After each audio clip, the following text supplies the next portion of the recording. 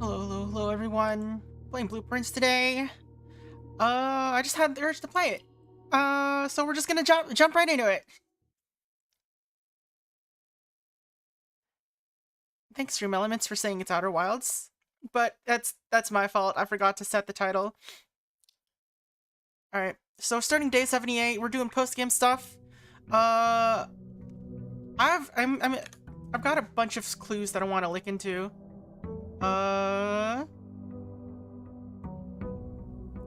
Okay, so broken lever for casino. We need that. We need to find more microchips. Blackbridge Grotto requires an admin key. We need to find some safe codes. I don't really know where I'm gonna find them. There's like too many dates everywhere. So we're just gonna hop in, maybe grind out some allowance. Then I don't know. We'll see. Observatory. I don't want to do chapel right now, so we'll do bedroom, I guess. Alright. Let's see what our outdoor is looking like.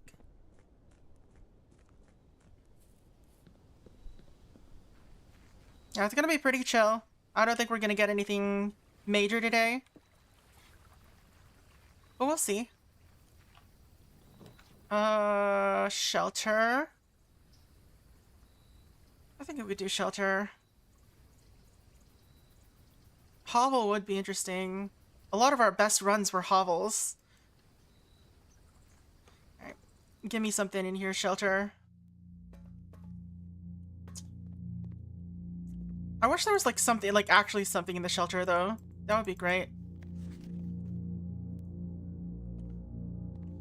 Like instead of just the puzzle or the safe. We do have this though. Log into network. So we can at least do this early. See what our lab is looking like.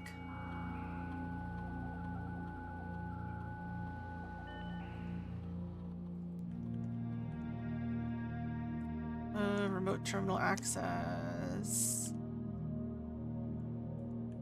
Lab.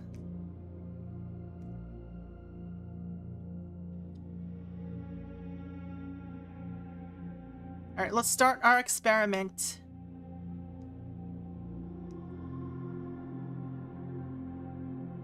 See, this is good. Whenever you spend 2 or more gems drafting a room, permanently add 1 gold to your allowance. That means we're gonna have to hope for a lot of gems today. Alright. Let's go. 2 or more gems though, that's a bit rarer than I would like. Or like a bit more expensive than I would like, but it is extra allowance, so, you know. And let's hop right into here. Grab another gem. Indoor nursery would be good. 3 gem prize is better right now though. If we can get it. Drawing room, nook, storeroom. Resources. Broken lever. Hey, if we get a casino, we can try that out. Early broken lever. Nice, nice.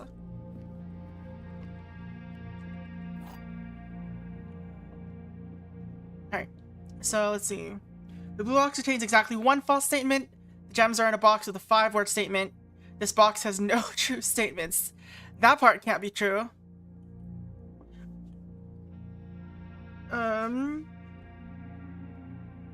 Alright, what else have we got? This box has no false statements. The gems are in a box with a 6-word statement. This statement contains 6 words. This statement does not contain 6 words, so that part must be false. So that's 2 false on this. That last one could still be true, but you know. That one cannot be true, so this must be all true. The gems are in a box with a statement containing the word 6. Hey Spots, how's it going? Your ship be looking a little funny. Kinda, yeah. It's more house ship today. There's a box that contains a mix of true and false statements, yeah. This statement contains 5 words. So yeah, this is the true box. The gems are in a box containing the word 6. Alright. That contains 6. That does not contain 6. So the gems are in a box. Or that is here. This must be the all false box? No, I mean, this could still be the all false box.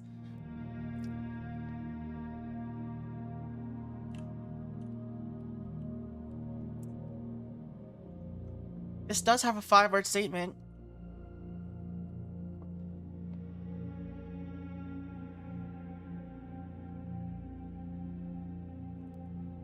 There is a box containing a mix of true and false statements.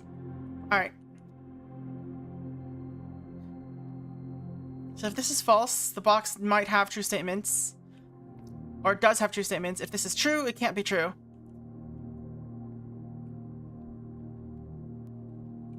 So this must be the all false box. Which means that they're in this.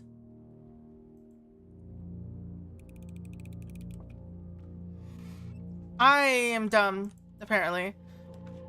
We already did lab, so I don't really care about that. West Wing Hall. Alright, let's go to the other side. I'm not gonna be able to increase my,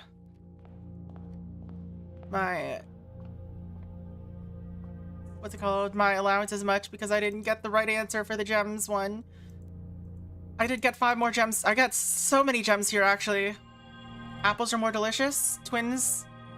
That's a lot of good stuff in today's basket. No sale though. Alright, passageway will give me a lot, but it's not useful. Let's do Great Hall first. And then we'll continue up here and hope for like a foyer or something. Cloister. I did have shelter, so I can do one of these.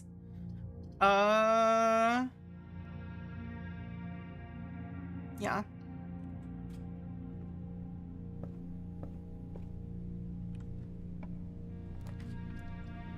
Green rooms do not cost. I don't want that because I want to build my allowance.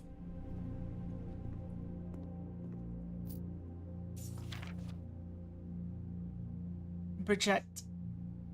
Why is this written in a different font? Bridge.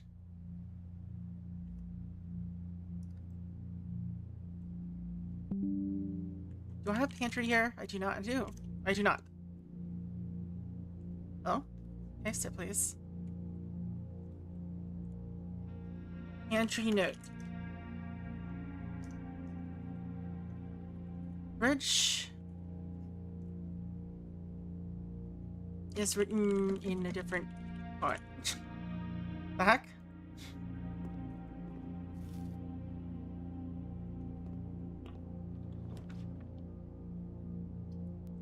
Storeroom.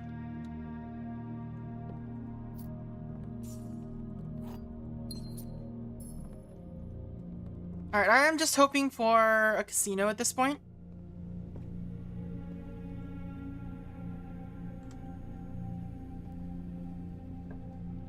Rotunda.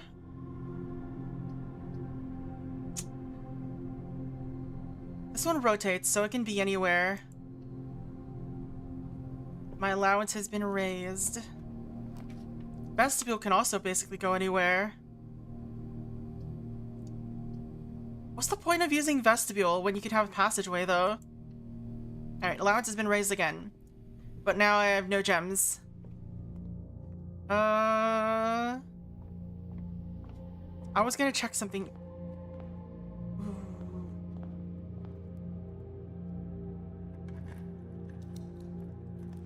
Lockpick set? I mean, that's good. But I wanted like keys or gems. That works.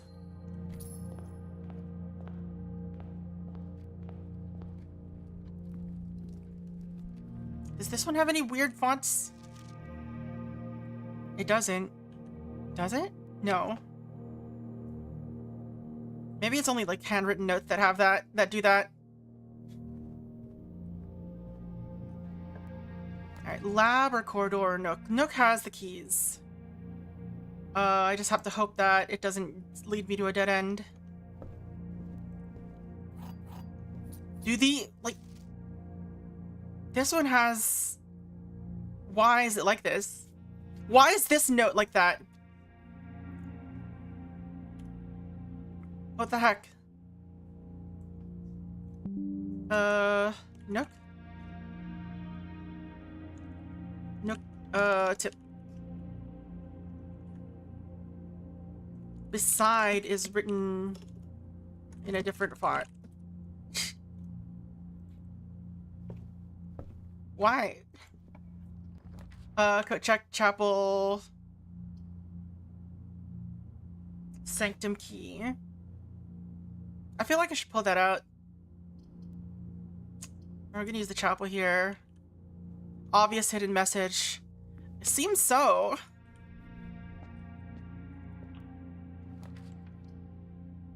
Alright, archives. This is the best option to use it now, I think.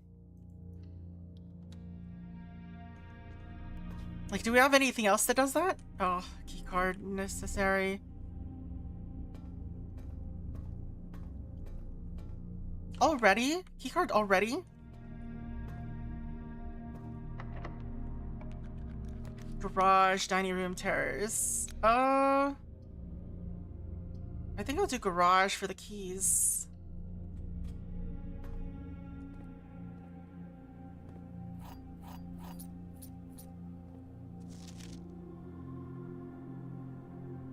Should I care about the garage the third time? Third time is underlined. Does this have any weird fonts in it? Does not seem like it does.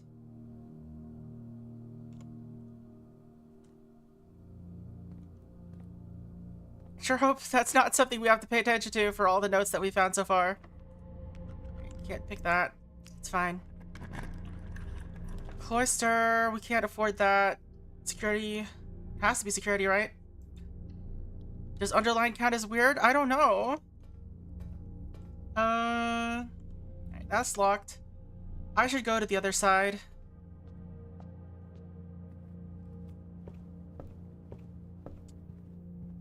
We had some gems. You.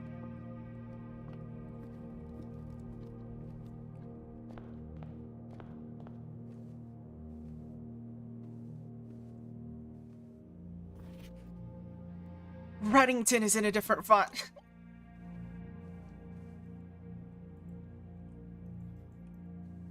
She has that pendant. She has a moon pendant. Is that important? I don't know. Maybe. Oh, this is the dead end. I mean, I guess we might as well try lockpick on all of these.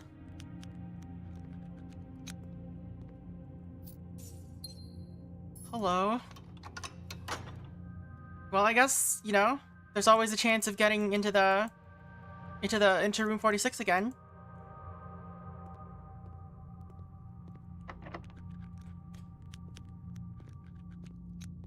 And there's the bedroom.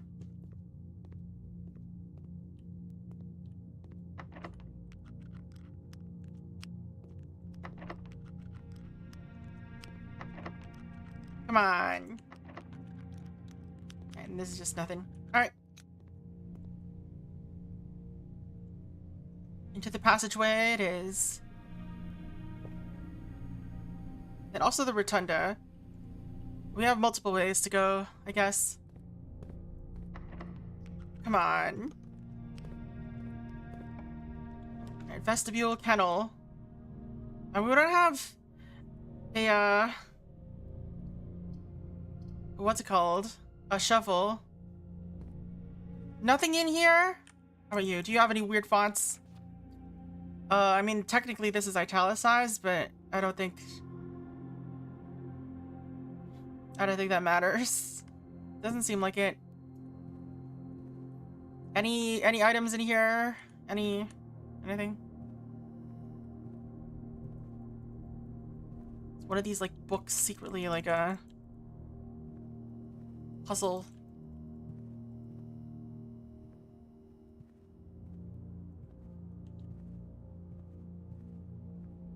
Sailboat. I mean, it seems like probably no. Boiler room, dark room. I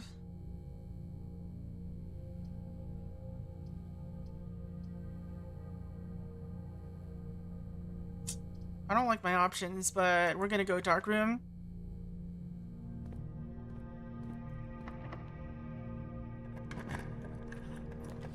Kitchen or lab or East Wing Hall.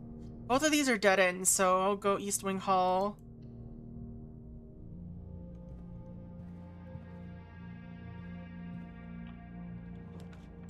Library, utility closet. We can unlock everything with this. I forgot to I'll activate the dark room and then come back, I guess.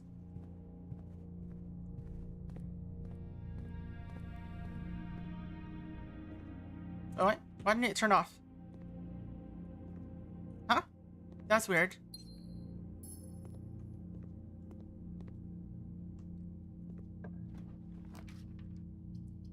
Oh, we can't do that. We can do this. I did go inside? Are you sure? Because I didn't have to click the switch.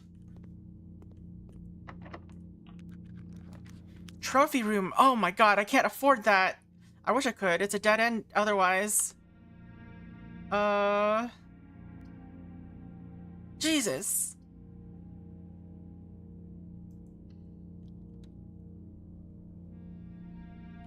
Yeah, we're gonna buy some keys, I guess. Extra keys. And a special key.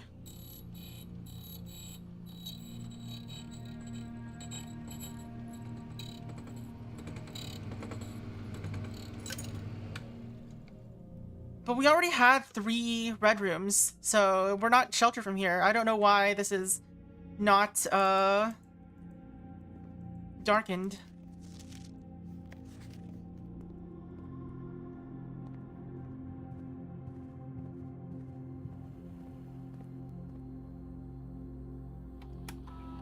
Alright, anyway, keycard system. Set security level high. Change offline mode to unlocked.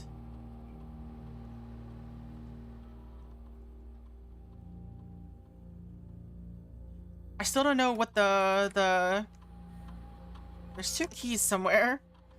I still don't know what the this stuff indicates.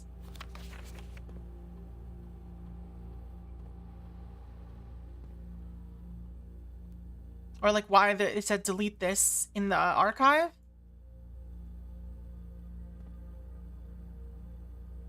It's pointing to something in the ladder. Or near the ladder. Like right here.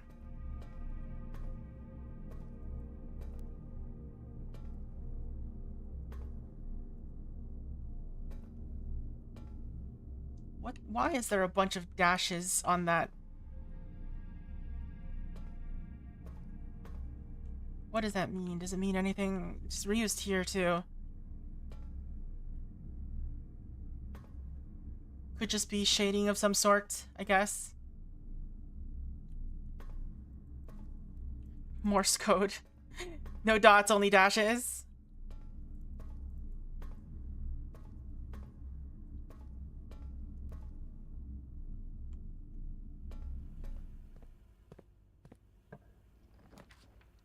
This game really wants me to have a furnace.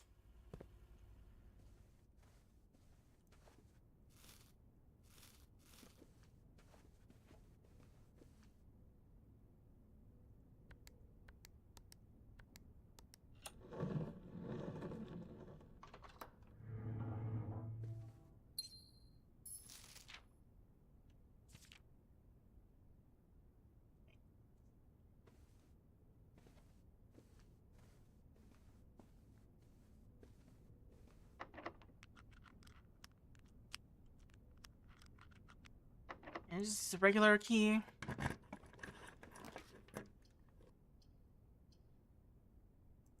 Alright. Please let me buy gems. That would be great. Yes. I don't need the rest of this stuff. I just needed gems.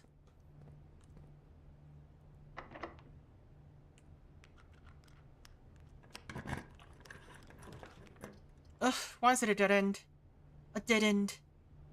Alright, let's do this as a dead end now, maybe? Because we can still go through the foundation.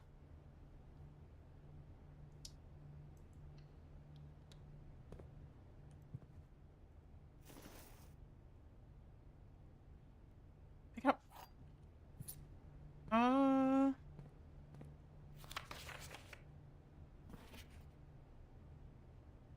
Yeah, this is typed up, no weird clues.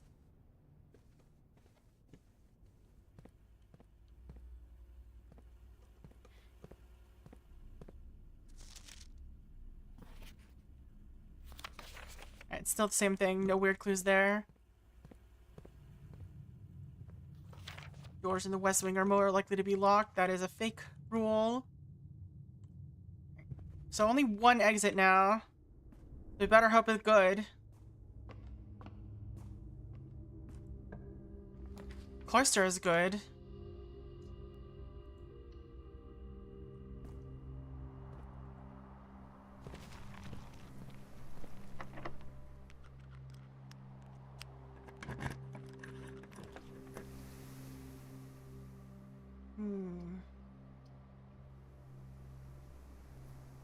Don't like this, these options, but we still have other doors to go through, so... Library. We don't have any money, though, so... Even if we get a bookstore, it's not useful to us. Alright.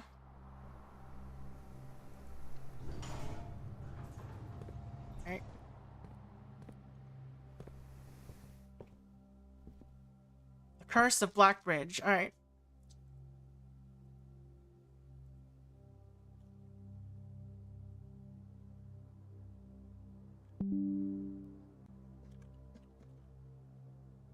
How's it set up? One word or 2 words? It looks like 2 words.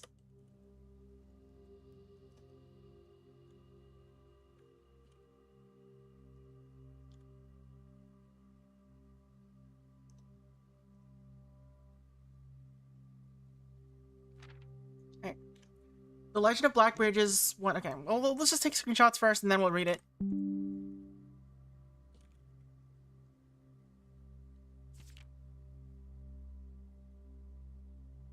Why is there a part 1?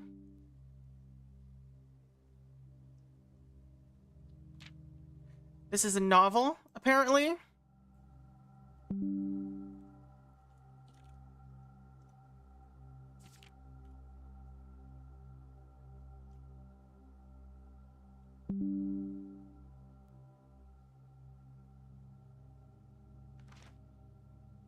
Surely the admin code is going to be in this book.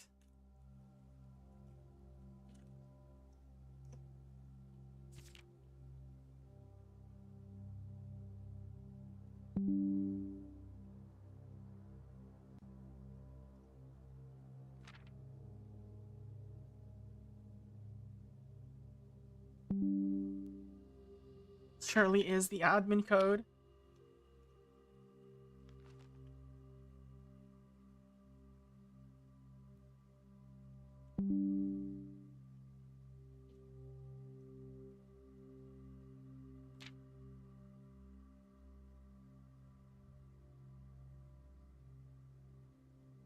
Okay, that's 9 pages so far.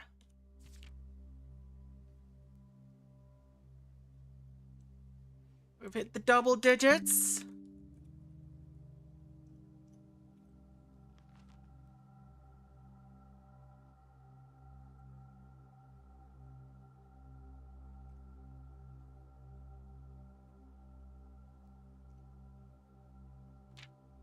My entire hard drive is just going to be full of page or images or screen caps from this game at this rate. At this rate.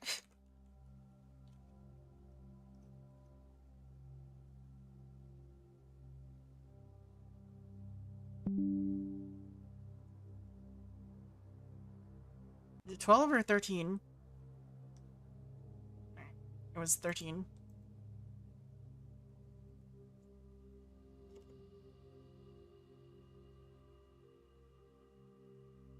This is only part 1.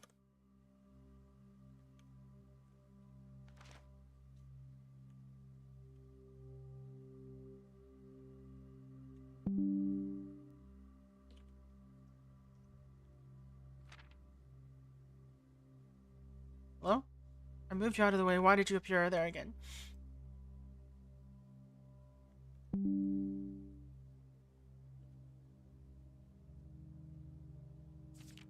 Oh my god, it's so long.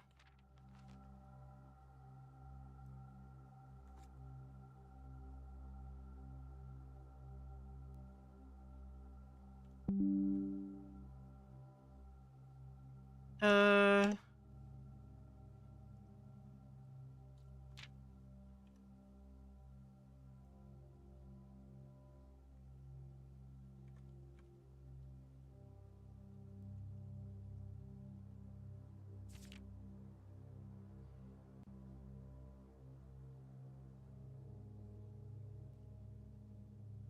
18.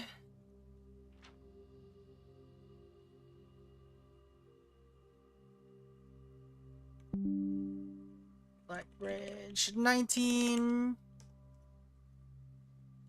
Actual just short story in the middle of this book or in this game. Blackbridge. Was it 20? I don't remember. I wasn't paying attention to my own brain.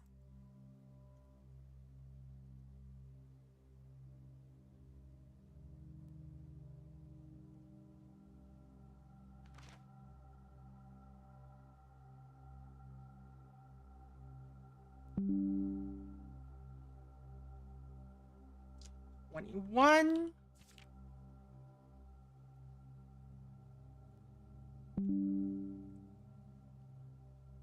Two. Oh, someone got arrow to the back. 23.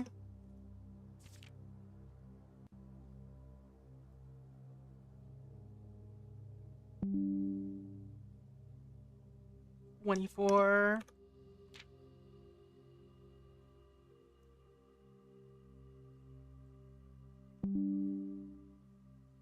25.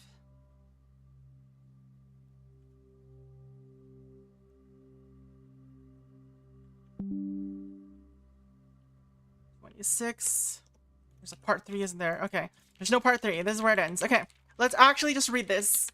It's gonna be a while. Alright. The legend of Blackbridge is one that's well known to the people of the Grand Realm. Versions of this tale have been passed down from generation to generation. With each new telling, the stories change, becoming over the years more colorful, more verbose, and as one might expect, increasingly horrifying. However, with so many renditions and unique personal touches, the task of confining and binding this tale to text seemed an ambitious and impossible challenge. Over the course of my research, I've heard dozens of variations of the legend, and while the details would often change, I was surprised how much of the story remained the same. Yet the more I listened, the clearer it became that there would never be a definitive version of this tale capable of capturing all the wonder and myth of Blackbridge. In the end, I chose to write down what felt most authentic. The story my grandmother told me as a boy, long ago. Part 1. The Berry Picker from Oris. Many years ago, before peace had become a familiar word, there lived a group of rogues so wayward that the locals deemed it appropriate to call their number the Unholy Hounds. They were feral outlaws, composed of society's worst in a time when society was at its worst. And for each crime that fearful travelers credited to the group, a dozen more lay unclaimed, each worse than the last. For the gentry, however, who often value their coffers more than their companions, no crime could measure more wicked than the group's primary enterprise, high-road robbery.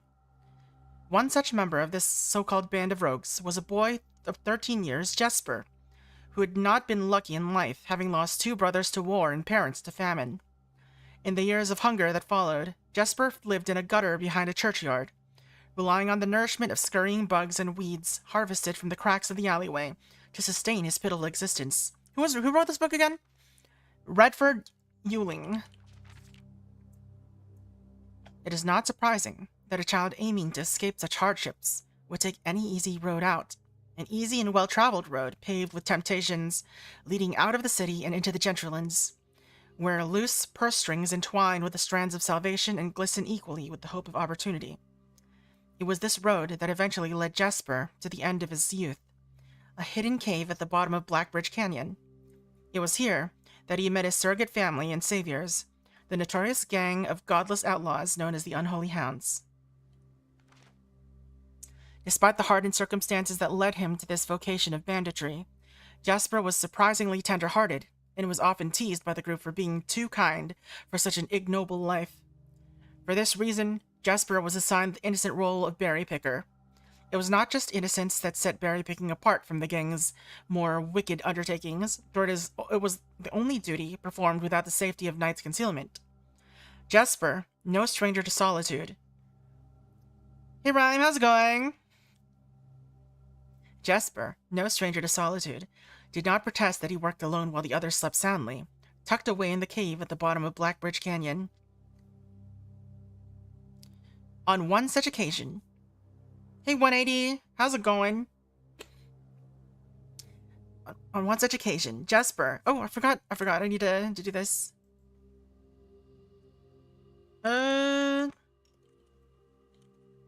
we go. On one such occasion, Jesper decided to get an early start. He left the cave, berry basket in hand, and set out into the woods. Before the morning sun had even brushed against the tallest treetops. It was colder in the mornings, but the headway dawn afforded meant Jesper could reach the furthermost berry patches without worry of being chastised for tarrying upon his return. By the way, in case you're wondering, we have a book in this library that is so long. Look at how many pages this is. It's got a part 2. So we're reading through the whole thing because there might be clues about what we're doing. It took over 3 hours to read this freaking book. It took over 3 hours on foot to reach his destination, and along the way, Jesper had passed by many a familiar bush, all priorly pillaged and so bereft of berries that one would have to dedicate several moments in earnest examination before finding a single one. Jesper was patient, but even patience has its limits. He was confident that even accounting for the time lost to this long stretch of travel, his efforts would be well worth the pains. Surveying the patches in this new grove surprised even Jesper. I wonder if there's a spark notes? There could be. I already took a screen cap of like all the pages. This is why I know it's so long. But we still have to read them. We can't just not read them. The red dots suspended among the leaves seemed as numerous as stars in the skies. Upon seeing such a bounteous sight, he clutched his berry basket tightly and nearly toppled over out of joy. Once he had regained his senses, Jesper quickly made a decision. He would not reveal the location of his newfound treasure. Instead, he would earn the respect of his confederates who, upon seeing his yield, might attribute the success to hard work. Smiling at his plan, Jesper set off to fill his basket and was making steady strides in this task when the sound of thundering hooves interrupted him. A carriage is approaching. The thought of it made Jesper freeze. Had he been so enchanted by this discovery that he had neglected to observe his surroundings? How could a roadway be so close? He ducked down and crept toward the impending sound, hiding behind one of the larger bushes nearby. It was only a moment more before the sound's source revealed itself. Within 50 paces of where Jesper hid, an elegant carriage with gold trim, came soaring around a corner of trees, led by two beautiful white horses, and conveyed by a stern-looking driver, seated atop the vehicle, flaunting the most sophisticated regalia Jesper had ever seen.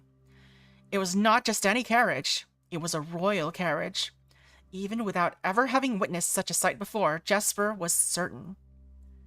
The sight had so transfixed Jesper that he stood awestruck, unable to tear away as the carriage approached. The little concealment the bush provided was soon proven unequal to the driver's lofty perch, and upon spotting the boy, he pulled the reins with such effect that the noble steeds slid to a sudden halt with precise control. "You, boy! Get out from behind that bush!" he shouted, with a rigidity that betrayed a modest amount of fear. "You startled me half to death coming around the bend of my own drive, and me seeing such an unfamiliar face in a place where there ought not be any face." Jesper quickly contemplated running. The man was much older, and his dress was suitable for courtly behavior, not dashing through the bramble and mud. "Hey, Daigo, how's it going? How was Nautica Blade Point, anyway? What is that game about? I saw you playing it, but I didn't, say anything." I was picking berries." Jesper raised the half-filled basket up to allow the driver to see the proof of his words. The demeanor of the man suddenly changed. It was a change that Jesper was familiar with. He had many times seen the same stern expressions on the most fiendish bandits melt away when presented with a berry basket. Any suspicions that the driver might have had instantly evaporated, for even the notion of a member of the unholy hounds picking berries seemed farcical. The softened expression even made allowances for a smile. "Berries, eh? Say, you couldn't have picked a better spot for them, could you? I used to pick berries here as a boy." Jesper took his cue to finally step forward out from behind the bush, proudly brandishing the basket. "I know, and what luck I found them!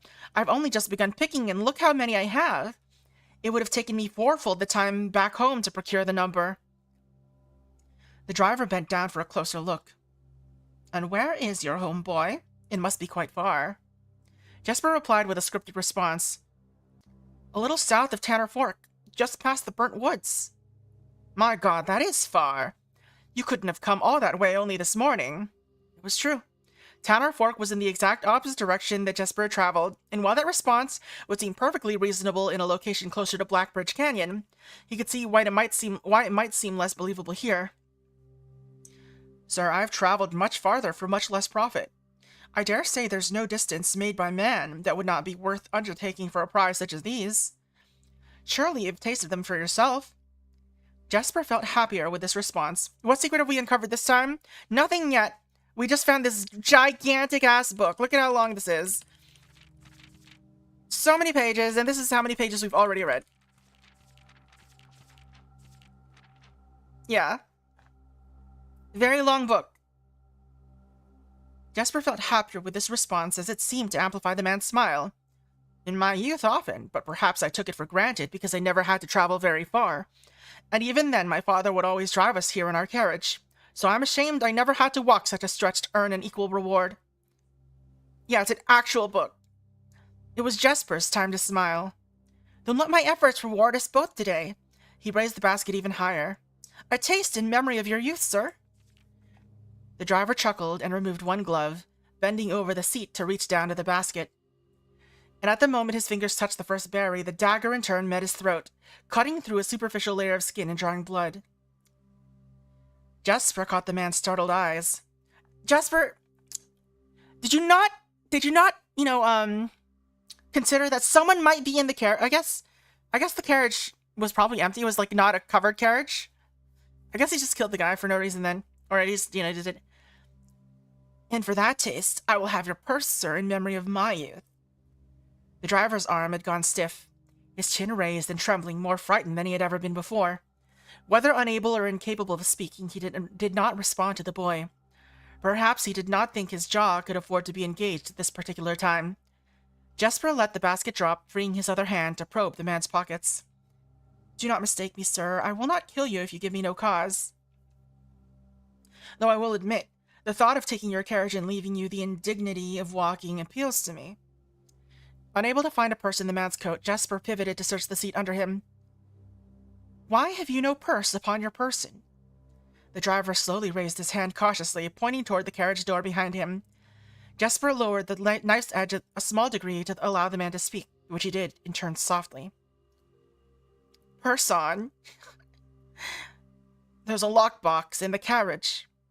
Well, come down then and grant me the courtesy of sparing your life and binding your hands, a concession, I assure you, of my tender heart, for it would be much easier to slit your throat. The man started to comply, slowly lowering himself from the driver's seat of the carriage. Once down, Jesper guided him away from the carriage to a nearby tree, where he instructed him to get on his knees and put his hand behind his back. Excusing his inexperience, the man indulged Jesper, while he figured out how to adequately bind him. A smile and kindness Jesper had seen on the man's face, now nothing more than a distant memory. The issue I have is when I read out loud like this, nothing actually goes in. Like, I'll finish and not retain. Yeah, same. That happens to me sometimes. I'm a little engaged with this one, though, so we'll see. Now nothing more than a distant memory. In their place, cold, dark eyes displaying no emotions. I wonder, should I grant you the same clemency you're showing me? Wait. I wonder, should I grant you the same clemency you're showing me? Jesper stopped, surprised by the question, but ignored it, secured the final bindings, and then hastily returned to the carriage. With one hand on the door's handle, he turned back to the man. If there's no lockbox, there will be no clemency. Inside the carriage was surprisingly dusty and unswept, a stark contrast to the elegant and polished golden facade of the exterior. It had apparently been many years since a passenger had enjoyed passage in this vehicle. This all but confirmed what Jesper had suspected. The driver of this carriage was not a liveried servant in the employ of some greater master. Any curiosity that this observation might have further produced was quickly abandoned upon seeing what rested under the carriage's back seat. A large wooden lockbox. Despite its hefty appearance, the book was surprisingly easy to handle. Within a few minutes, Jesper had dislodged it from its hold and carried it out into the sunlight. Inspecting the box carefully, two observations were made. Totemic symbols found carved on all four sides of the box hinted that the box was very old and likely not created by Erindian hands. It reminded him of artifacts from the old world and was presumably crafted in one of the ancient realms. So it looks like this. Secondly, the box was secured by a rusted yet robust padlock and would not open easily without a key. Jesper looked over to see the driver quietly observing from his indentured position. Do you perhaps have a key you can provide me to open this box? Without emotion, the driver replied, There is no key to that box. Jesper stood up. Easy enough, then. He headed over to a nearby rock of sizable dimensions and lifted the stone up, carrying it back to the box. If there was ever a time when that lock had been resistant to brute force, it wasn't recent. With one hit, the stone had completely shattered the rusted lock. He bent back down and opened the lid. Inside was an effigy, a crude figure chiseled from stone. Without too much deliberation, Jesper bent down and picked it up, somewhat surprised how heavy it seemed, given how light the box had felt. Having expected to find something more akin to gold or gems, he looked questioningly at the man, hoping to find an explanation. The driver's smile had once again returned. You are cursed, boy, for deadly is the stone. You have opened that which should never have been opened, and you are cursed. Jesper carried the effigy over to the man and shoved it in front of his face. What is it? That's one. Feeling as of disappointment rising to anger now, Jesper tightened his grip on the effigy. One what, you mumbling agenter? And in God's name, why have you no purse upon your person? The man did not seem intimidated. One pace. He paused for effect. 12 more, and you will be dead. He only had a second to flinch before the effigy struck him in the head and put an end to his cryptic ramblings. If there was ever a time when the old man had been resistant to brute force, it wasn't recent. Jesper looked down at the sculpted stone figure, now splattered in red. Was it cursed? Was he cursed? He had of course heard stories of curses, and had never doubted their validity in the past. But now that he was standing face to face with the possibility of being cursed, his mind pleaded with him to be skeptical. And if he was cursed, what difference would the knowledge make? A dozen more paces would not be enough to find another living soul, to say nothing of the chances of procuring a remedy. If he did not move from where he would now stood, he could live maybe another 3 or 4 days. Maybe even more given the abundance of nearby berries. A plan that, if we ignore its obvious faults, might provide additional opportunities for help to come along. But what good would that do? To be discovered here beside a body, stolen goods in hand, bloated from berries, and raving about a curse that could very well not be real? No, it would most certainly be better to face one's fate now, take a dozen paces, and see if life goes on. But Jesper found his legs unable to make that first step. His mind was unable to convince his limb to waste away 1/12 of his life in a single motion. Would you be able to do that? If you thought you were cursed somehow, if you were told that you would die in 12 steps, would you risk it? Would you just try to get it over with? I think I would try to get it over with. If there's like no other options, I'd just be like, fuck it, let's walk the 12 steps, and if we die, we die.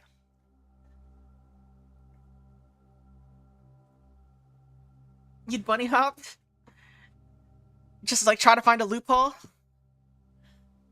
Feeling the desperation sink in, he hopelessly looked about him for a solution, and if by some stroke of luck the gods had heard of his plea, a miracle materialized before him as if he found himself suddenly at the end of a fairy tale.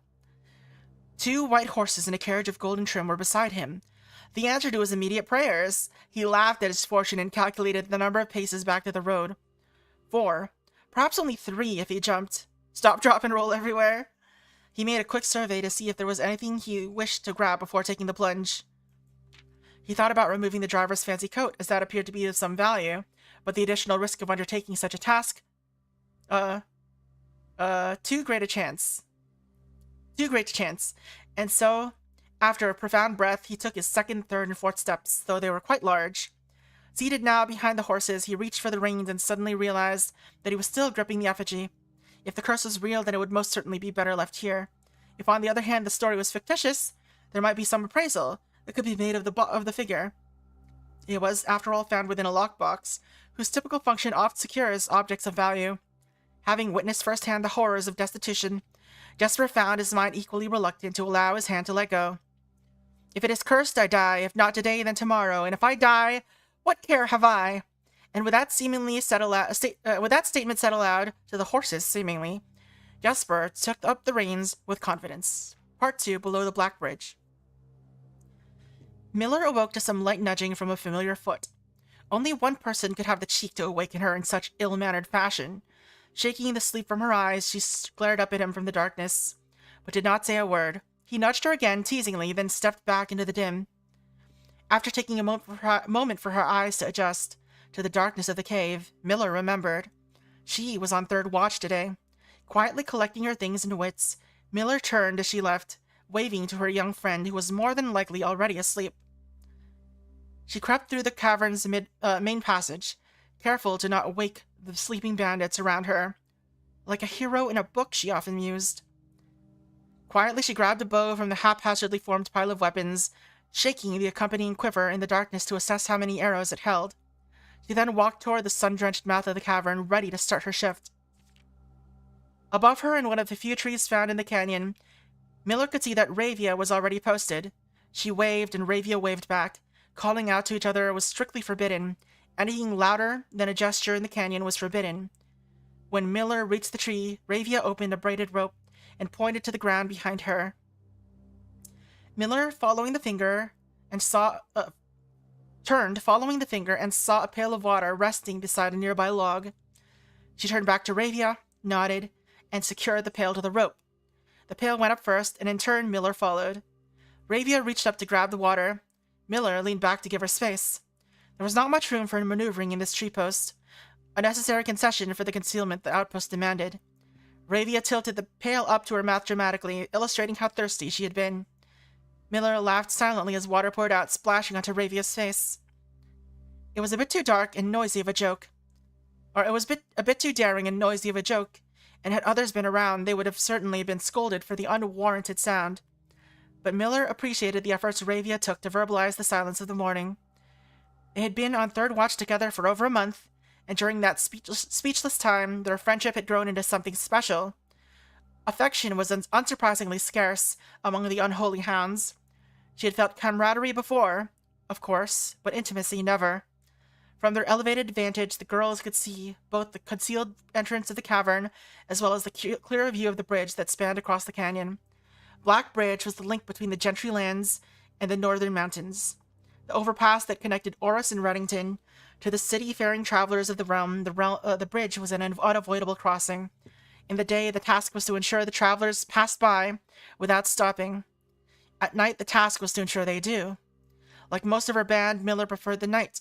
The biting glare of the sun might be tolerable to farmhands and bricklayers, but to a cavern-housed bandit, it was a source of constant annoyance.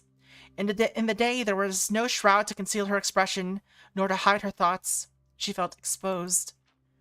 Ravia touched her elbow and pointed up. Miller, striving to suppress a budding smile, suddenly shook her head in response. There were many signs that the unholy hounds used in lieu of words, but the two of them had developed an extended vocabulary. Gestures, quietly forged in the shared solitude of their month among the branches. She watched as Ravia shifted, placing her palms flat on the floorboards beneath them.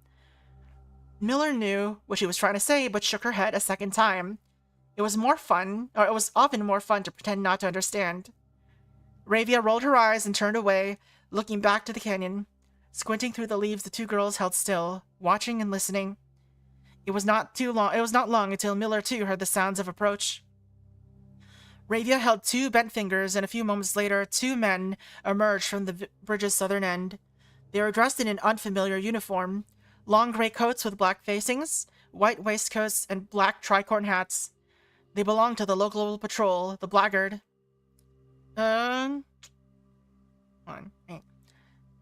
Although not an everyday occurrence, their presence at Blackbridge wasn't an unusual sight. It typically indicated an important traveler's impending passage across the bridge, information that the girls would promptly relay to their leaders as soon as the coast was clear. But this report, while exciting, was rarely acted upon. In Miller's 5 years in the Unholy Hounds, she had never once seen a carriage taken in open daylight when the Blackguard was nearby. The men had nearly reached the bridge's north end when Miller heard the horses, faintly at first, but growing louder with each passing moment. Ravia's eyes met Miller's, the same concern mirrored in each other's expression. This did not sound like the typical carriage, cautiously approaching the bridge to cross. Instead of the familiar crunch of the high road's gravel, they heard the harsh clattering of hoofbeats against stone. Both girls quickly redirected their attention downwards, looking through the foliage. The sounds were not coming from the high road, but from the canyon itself. The horses were coming from below the bridge. In an instant, Miller had knocked an arrow and drawn her bow. Ravia was gone before the whisper had even left Miller's mouth. The young scout was already sliding down the bank below, racing toward the cave. There was no road that ran below the canyon. There was no reason for numerous horses to be approaching their cave. There had only one reasonable conclusion, and both girls had reached it instantly. The base had been compromised. This was a Blackguard attack. Ooh, poor timing for you, Jesper. The moment the horses came into view, Miller let loose her first arrow. She was surprised to see a carriage. She had expected cavalry. Before she even finished processing that thought, her second arrow was in the air. Without a trail, it would be unthinkable for a carriage to traverse such rough terrain. Yet she watched as the wheels jolted over the rocky riverbed. A third arrow was now in flight, and there would be no need for a fourth. The driver slumped over just before the vehicle dipped into a small ditch, slamming into an embankment. The force of this sudden halt immediately shattered the two front wheels and catapulted the driver from the seat. Utterly confused now, Miller quickly glanced over her shoulder to see if any horses were also approaching from the river. Down in the canyon, the entire horde of the Unholy Hounds came spilling forth from the earth, as if hell itself had suddenly sprung open. The group seemed even more bewildered than Miller, half asleep and tripping over one another in a desperate attempt to engage an unseen enemy in combat. Miller could see Ravia among their number, the only one looking up at her. Her expression was chilling. There would be no need for a silent gesture to convey that what they both now realized. They had made a mistake. The gang's chieftain, Jeffrey Heartslasher, what a name! Led the others, cautiously approaching the crashed carriage like a suspicious fox would approach a baited trap. There were no words exchanged as the group crept forward in customary silence. A dozen or so paces in front of the wreckage lay the far-flung driver. an arrow protruding from his broken body, and beside him a blood-stained effigy carved from stone. Miller was inconsolable. Jesper had always been her favorite. He'd always shouted her in the night, clinging to the hems of her every move, the way a child tails behind an older sibling. Tender-hearted she had always called him, though deep down she had known that wasn't quite true. His appearance of gentleness concealed a raw, resilient durability that emerged in the most perilous of situations. He had been a flower among the nettles of his cave, but he still had thorns, owned by a grim past and 100 hands of misfortune. They buried him in the darkness in the back of one of the larger cavern rooms. He was interred with a berry basket and a silk handkerchief that he had treasured. The mysterious effigy that they had found beside him served as a distinguished gravestone, a marker that stood out as somewhat special among the rows of similar swords marking neighboring plots. No one spoke, not even in whispers. There was nothing to say. Miller awoke the next day to a thunderous shaking and rattling of the earth, a far cry from the playful nudging of the previous day. She strained to adjust her eyes, but the choking sting of stirred-up dust caused her to flinch. Panic was also in the air. The sounds of scurried footsteps and clattering feet filled the space around her, but even in alarm the silence was louder. What was it that sounded so strange? Miller closed her eyes tight and used her feet to guide her along the passage. The whispers around her were getting louder, and intense voices could be heard ahead. Louder speech than she had ever heard spoken in the canyon. A growing dread grew as Miller approached the mouth of the cave, her eyes now open wide despite the dust. Shouldn't it be day? Miller felt a hand in the darkness, pulling at her. It was Ravia. The two embraced, and Miller did not need to see her to understand. Ravia placed 2 bent fingers against Miller's cheek, and with that touch against her face, Miller felt that same sinking feeling from the previous day. 2 bent fingers confirmed that what Milia had suspected. The girls had forgotten to relay one critical piece of information to the others. An hour or so later, the screams began, blood-curdling cries of hopeless desperation. Captain Fodrick Lee of the Blackguard looked down from the ridge of the canyon to the collapsed entrance of the cave. Ah, he grinned. Now they speak. Well, and then that's, bad ending for everyone, I guess.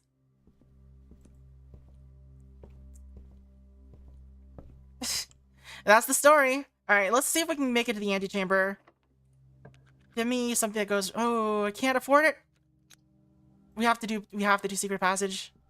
Alright.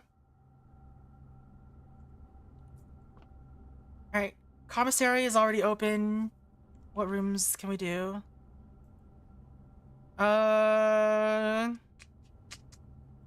Pool would be nice. Oh, wait. It has to be colored room. Bedroom? Do we have bedroom? We do have bedroom. Boudoir. Alright, all the bedrooms would be dead ends. Green room, courtyard would be our best bet, probably.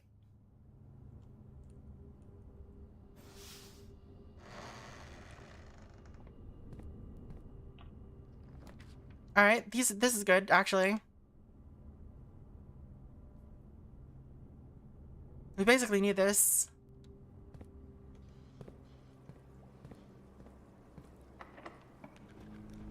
Alright, conservatory. Good enough for me.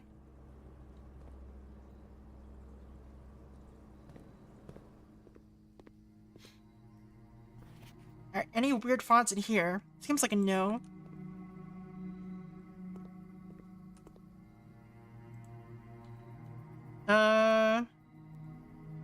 Make the attic more common.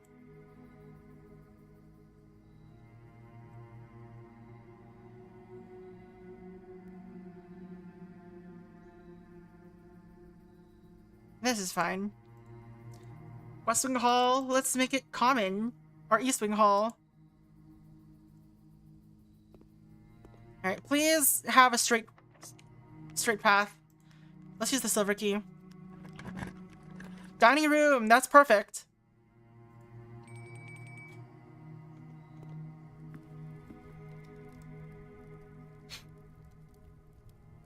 Have dinner. Alright, so we just need to unlock the room 46 again. See if we can get anything out of it.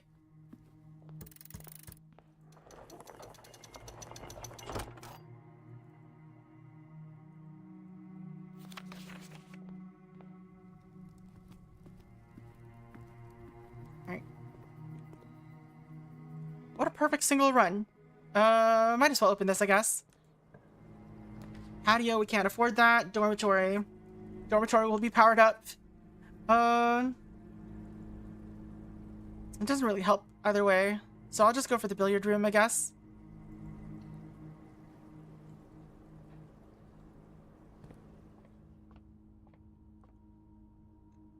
Oh, that's a big multiplication.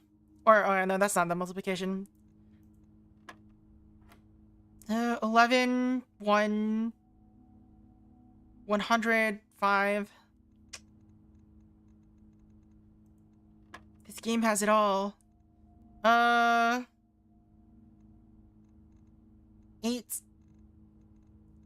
$80. Yeah. That's weird. Why was that one so easy?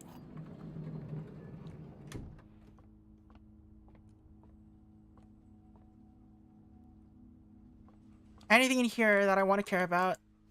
What does this mean? Is it a clue or is it just random stuff? Pet the dog.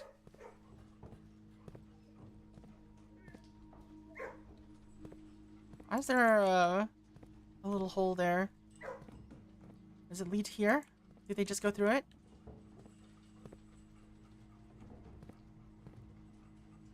Alright, foundation. So where do I need to go?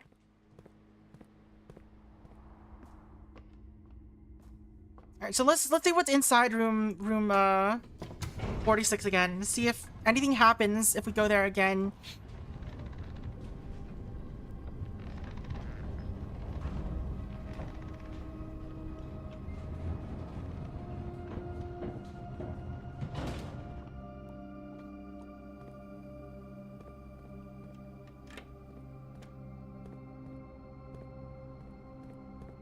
You're not the cursed statue.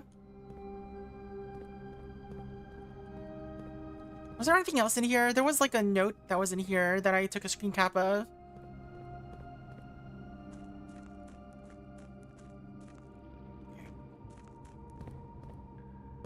I think that's already in the right spot, actually, so...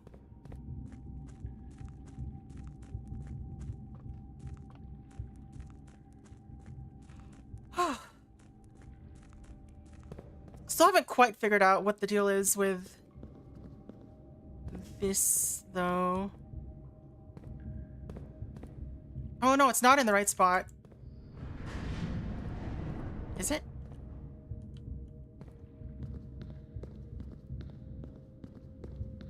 How does this help me? Where does this go?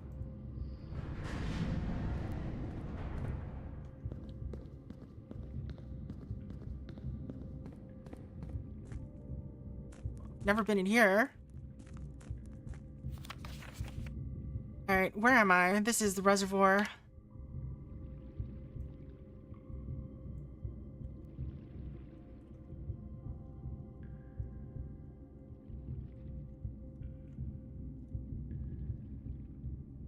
Alright. Foreman's... Okay, let's read it here. Foreman's log 608. Date. Okay, 1918. After almost 3 years in the tunnels, SNR has informed me that we will be closing up the site in June. It's been a somewhat bittersweet experience working on such a historically significant excavation over the past 30-odd months, yet being unable to share any of that work with the world. Maybe one day. Still, there's a significant amount of work that is yet to be done. It is vitally important that we conclude our efforts in the main cavern and reinforce the structural integrity of the site before we seal the tunnels next month. It may be many generations before they reopened.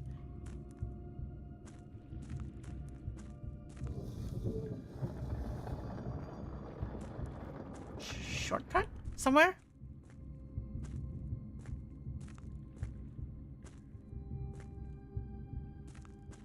I guess that opened a shortcut somewhere? Anything else to examine in here?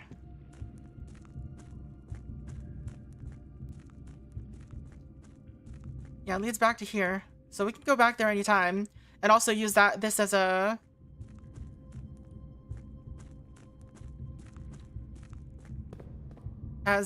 special thing.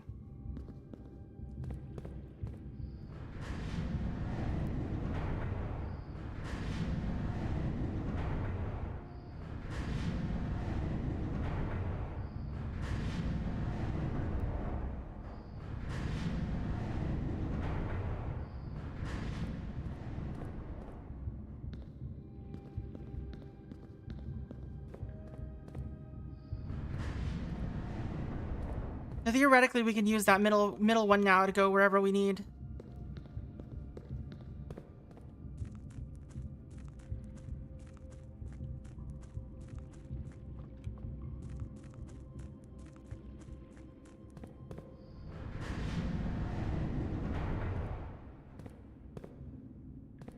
Or this one, I guess.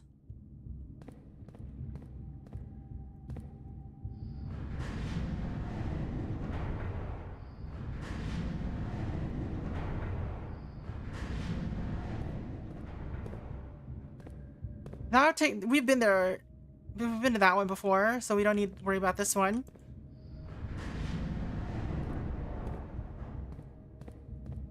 Right, was this where we needed it to go? I think it was. We can always come back here pretty much any time, so we don't have to worry about it too much, I don't think.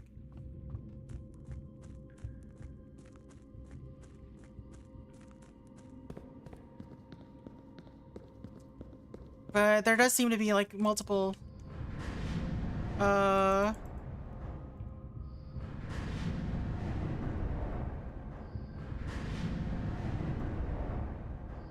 possibilities about where we're going with this.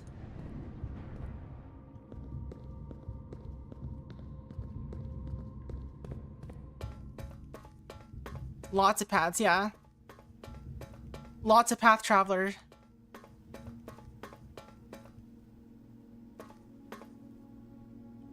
This is something. That's definitely something.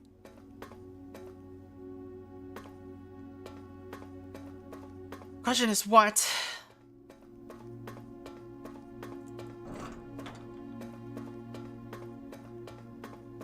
Alright, so second time visiting room 46, or this area at least, which will open up room 46. Oh my god. This is where the sanctum key is needed. So we'll come here with a sanctum key at some point, I guess, then. Since we can do that basically anytime.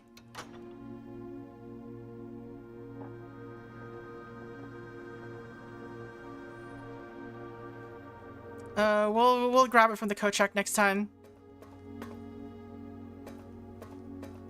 Next time we see that. And just come here. Since we can come here basically as long as we can get the foundation. You can't. We tried them last time. We don't have the sanctum key. You need the sanctum key for them.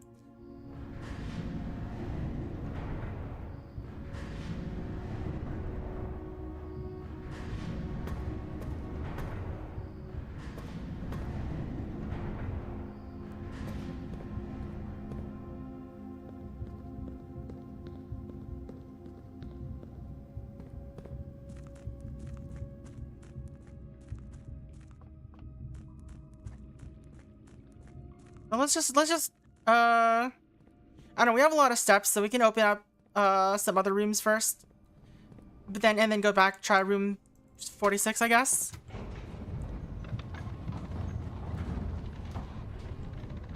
Maybe if we get the code check, we can grab the sanctum key. The thing is, the sanctum is or the sanctum key is just in the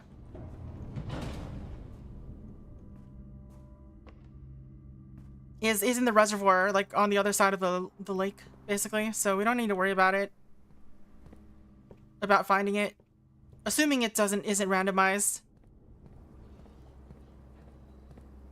But anyway, let's see what's inside room 46 if we do it again.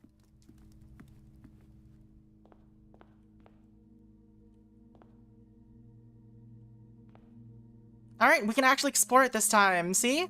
That's why it's good to come by. 8 realms in 8 months. Alright, so we do have to come in here and solve this puzzle somehow. Room 46. 8 realms puzzle.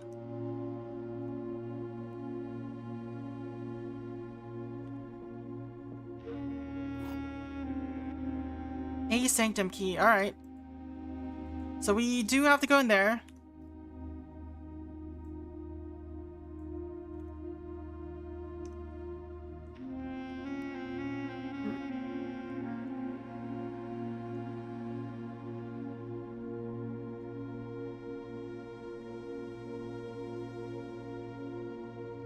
I did not name this in my usual style.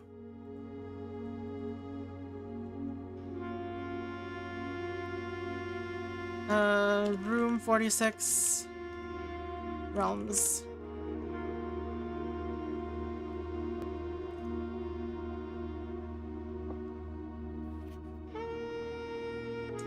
The former ruby crown of Arinda's Ares recently set with the freshly cut sapphires. The first time you draw a red room while drafting, you remove it from today's draft pool. If you do, gain 1 diamond and redraw floor plans. I see. So it gets rid of red rooms.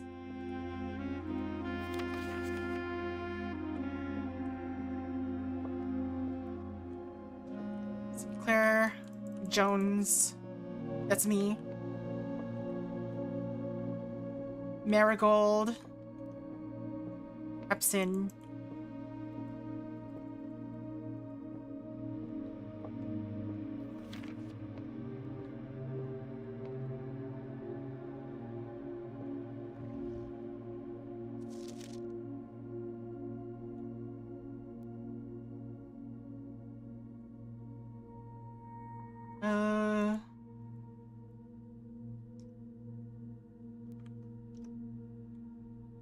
Room 46, ransom. Alright. The secret room is not as secure as you thought. We have your letters. 8 letters, 8 payments, 100 gold, instructions to follow.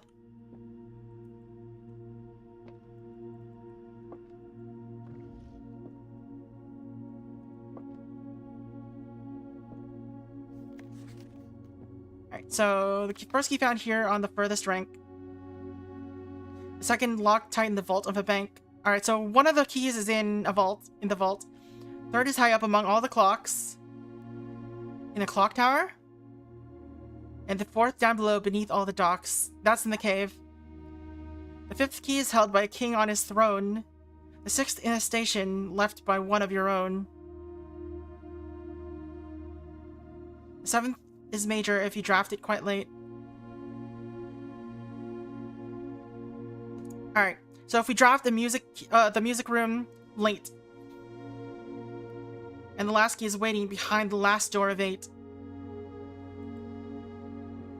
The last door of 8.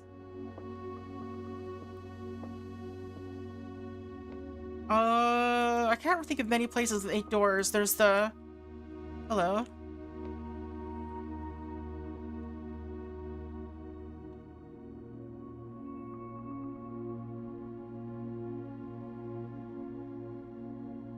Room 46, order.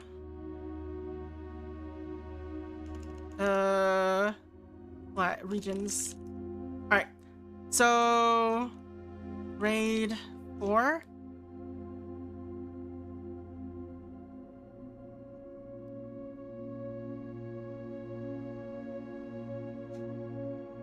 I think this is how we solve, the regions. Alright.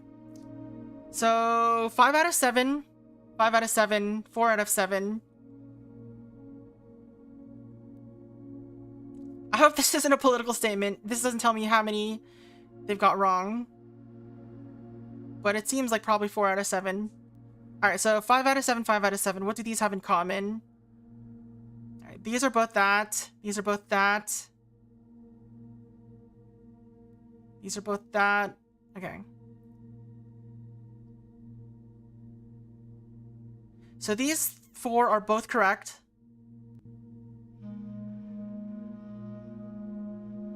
Oh, they had a blank one for a reason, I guess. So I could screen cap it and fill it in properly. But these 4 are correct.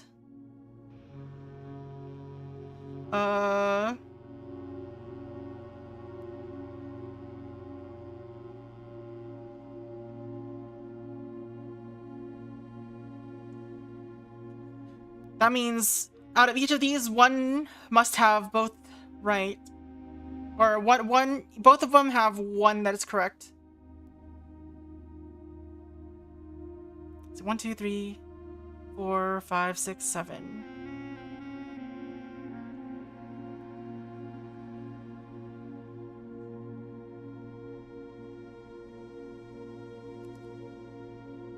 So they're just swapped around. So this one's wrong, this one's wrong. This one's right, this one's right. Which means that 2 of these must be correct.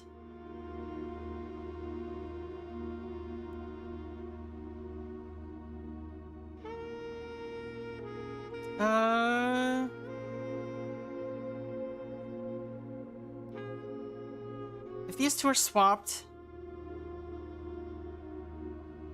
Alright.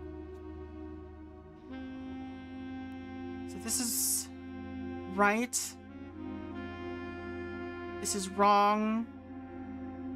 This is wrong. This is right. So, again, 2 of these must be correct.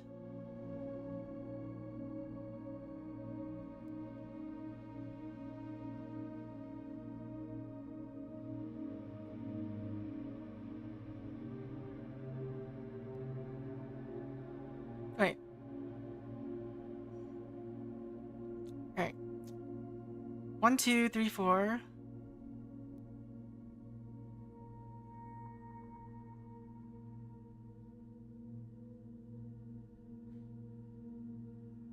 Yeah, because none of these have any other ones in common.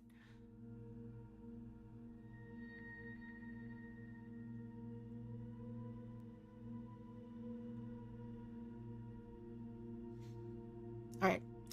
So this one is the hourglass one.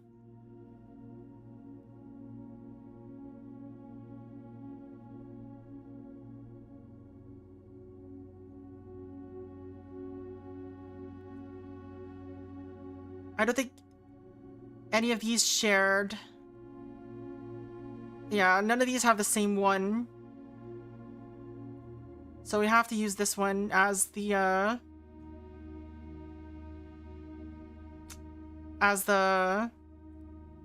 model. So this is the rainbow one.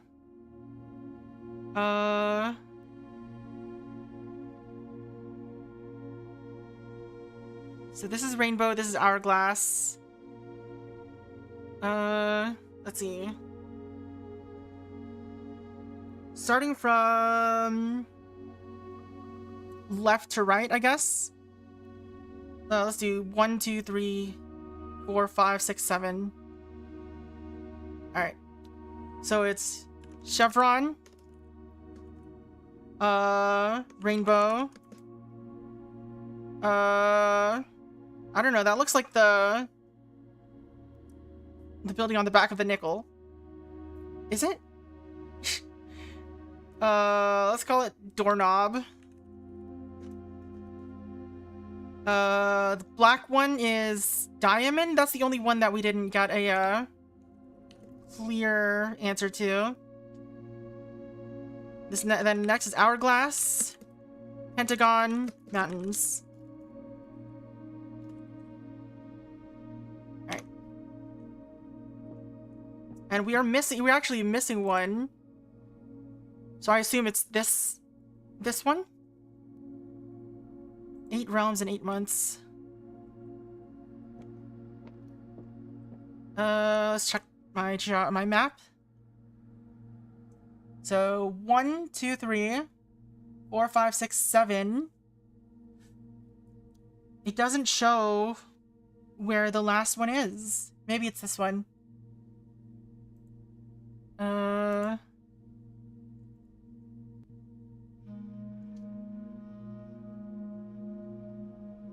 can't read that. It's too small.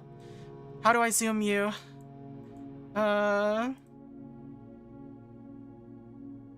Open in default app. What does it open in? Doesn't matter. I'll zoom in. Yeah, I don't need that. Thank you. Isles of Orsay. Where is that?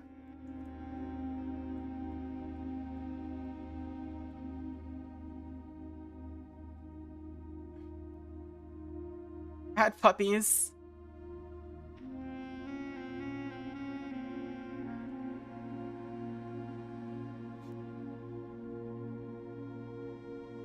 Alright.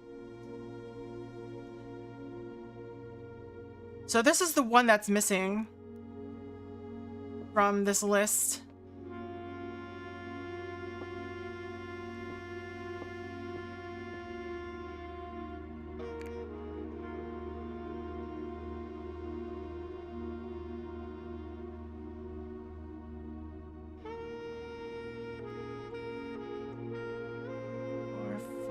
Six.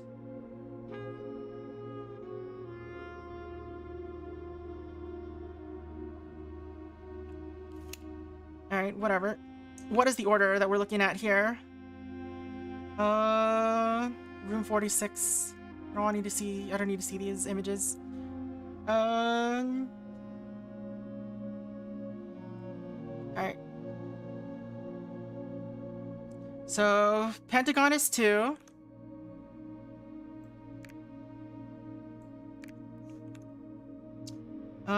Mountains is 4. Hourglass is 3.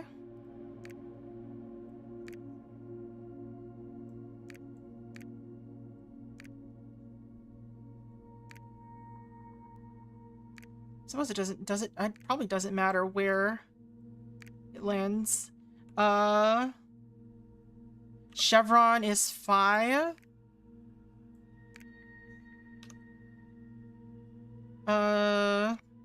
Nickel is 6.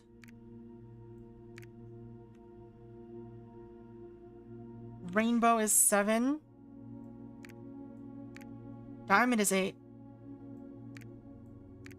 Diamond is 8. So where does this go?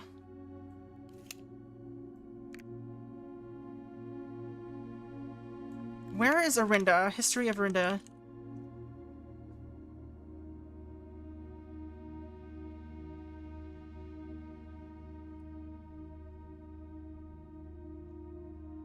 To the youngest he bestowed upon him the realm of Arch Aries, the land of the northern storms.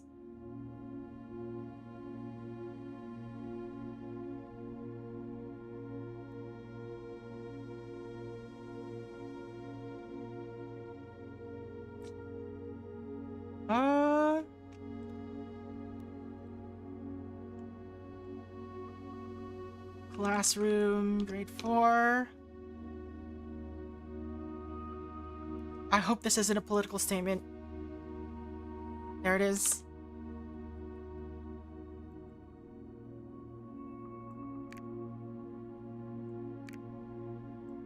I don't think we got it right, but, you know.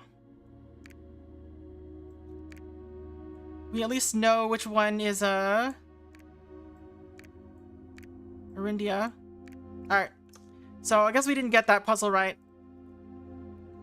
Probably. So we'll have to get in here again, eventually.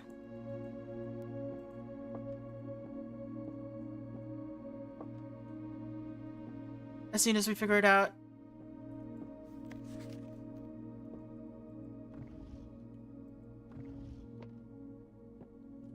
Alright. Anyway, what did we do? Oh yeah, we got a Sanctum key, so we'll do that.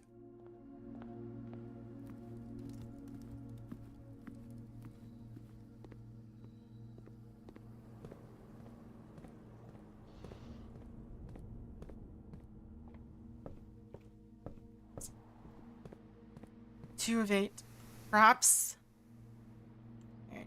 Alright. Yeah, let's do the Sanctum first, and then explore more if there's anything else to do.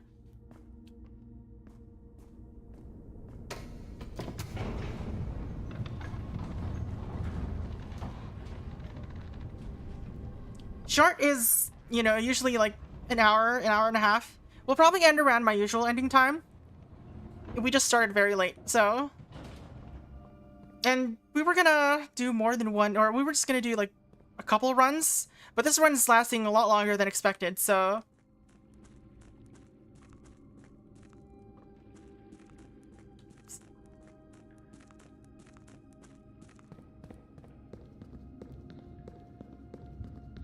We can just keep it like this now, I guess.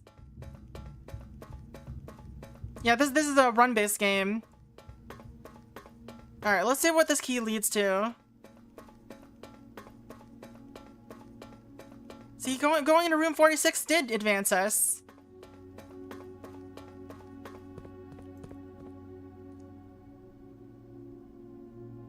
Alright, sure. I mean, I don't know what this gives me, so we're just using it on any door.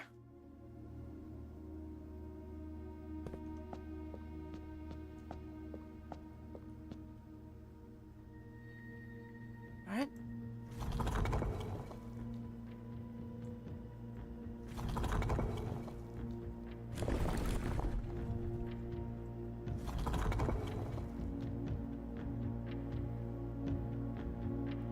Southward I see a swan, ashen like sands of the shore, carried by westwardly winds, rogue like the moon of the north. Eastward I see a crow, dark are the days coming forth.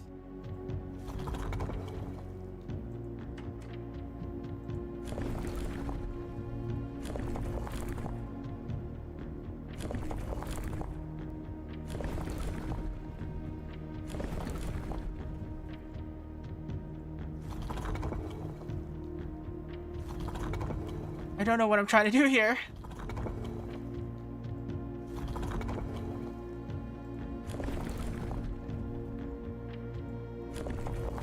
It looks neat.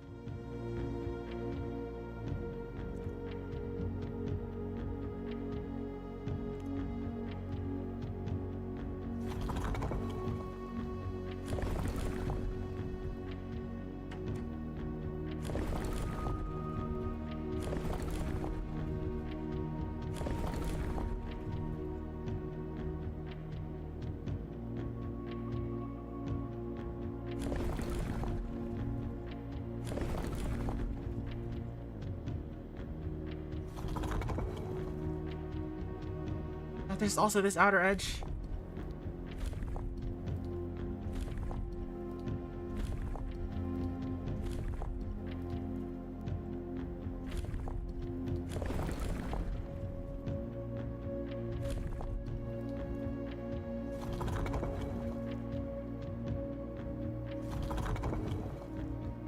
Three dots. Alright, I'm definitely missing some clues still here. Right?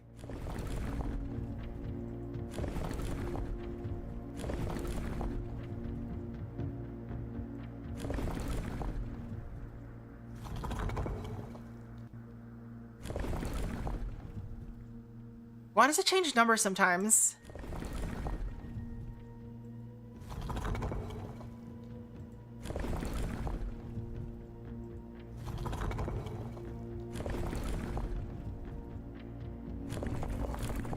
Oh, this one changes the number.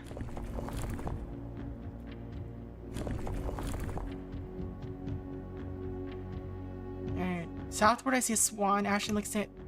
I don't even know if this is related to this.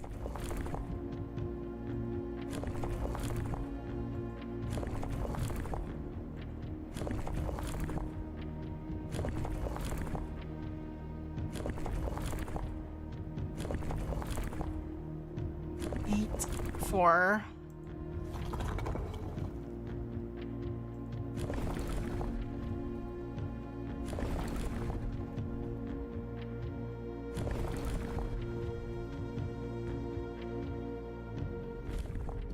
do I need to just like browse through my images to see if I found anything similar to this?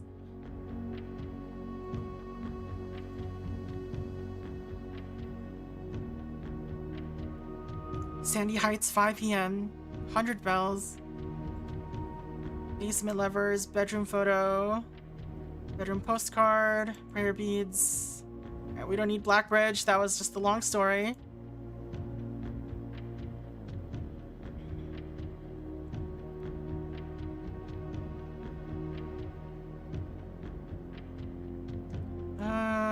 We don't need the Chapel Angels, we don't need the A. We don't need the color worksheets. Probably.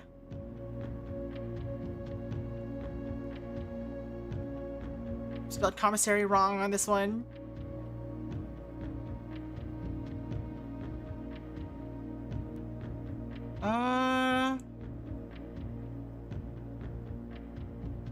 Print notes.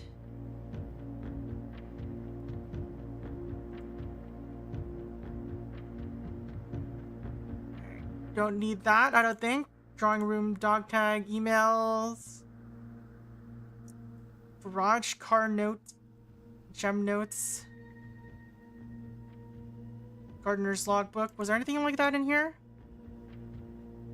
Don't think so. No. Greenhouse sheet music. History of Orindia.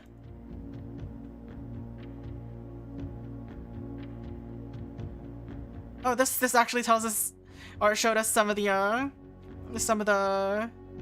locations.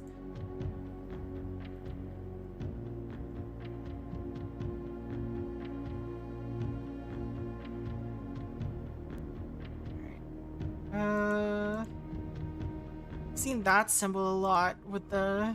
Alright,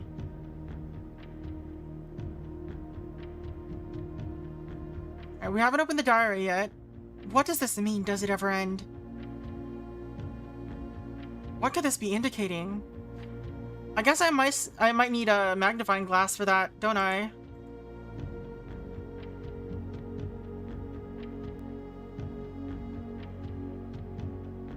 Connection between what? What is it trying to connect to? Grotto. Have we been to the grotto? This looks a lot like the IIO thing. What does this mean?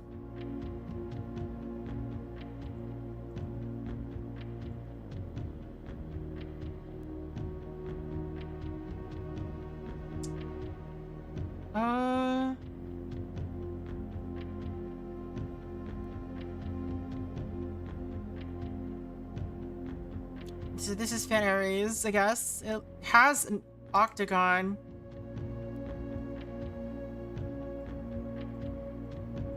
Just digging through every single note now.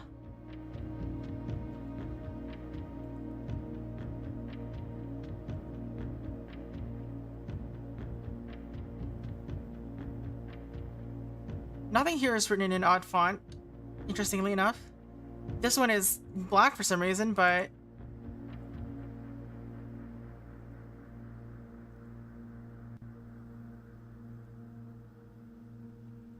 let's rename this. This is bedroom postcard. What?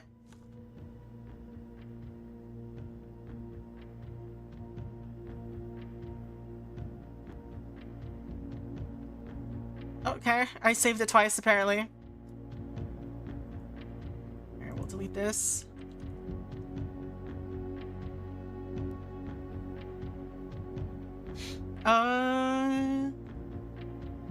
Realm. Here we go, the sigils. At the center of your sigil is a unique shape, different for each realm. If the core gives us the name, the rest of the sigil tells us the history behind the name. And distinguish the core as a first step in deciphering any sigil, as all the other parts are meaningless if we don't know the place we're describing. The method of transportation was prevalent across the realm. Alright. Train system, I think, right? I don't know.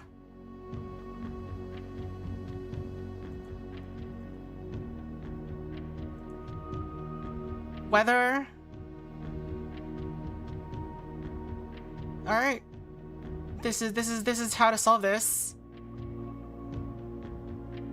In the shape and style of the motes used on a sigil, we can tell the type of society of a given realm proclaimed. Tribal, primitive, agricultural, martial, metropolitan, academic, industrial, spiritual, poetic.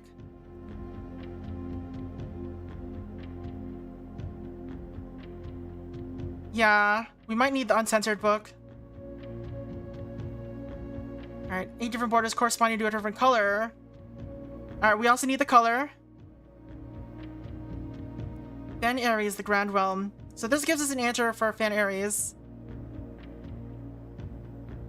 Crap. We should have opened the second one. It's fine. We have another chance with the other one.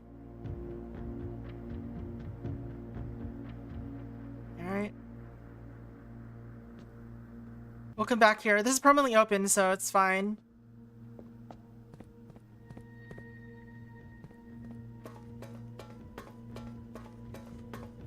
If we get the code check, we might be able to do it anyway.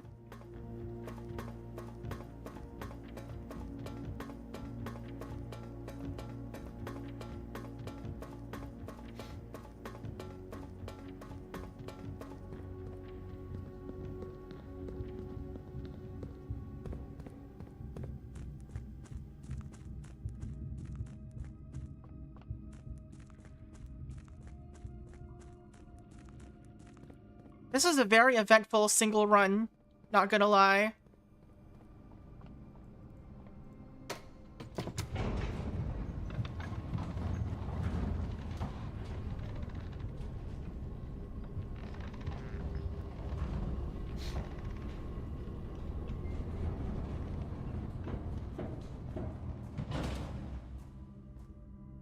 Where are we going?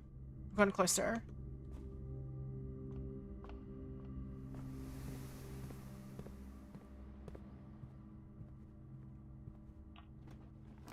There's the code check. We can do it. There's nothing else to do. It's a dead end regardless because I can't do this one.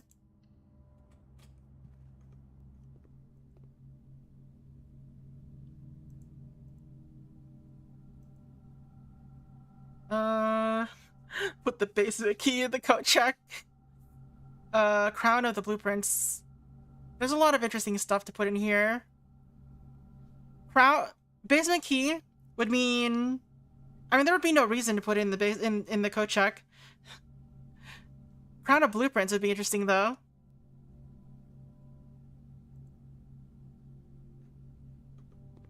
All right, let's do it.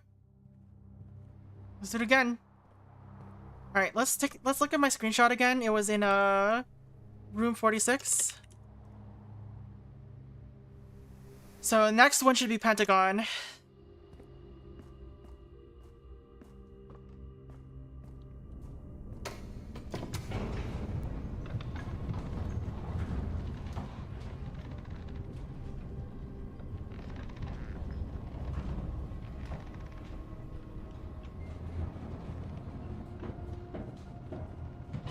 And hey, at least we found where the sanctum keys were used.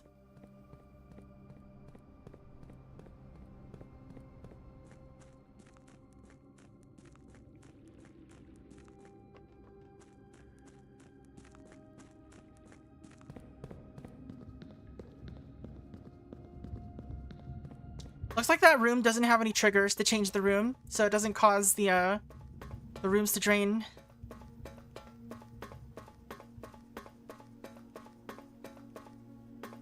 We still haven't found the fourth torch. I don't know where to find it.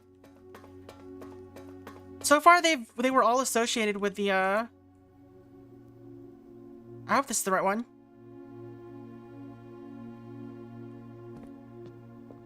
Yeah, it is. Okay. All right. So what does this look like? Rune.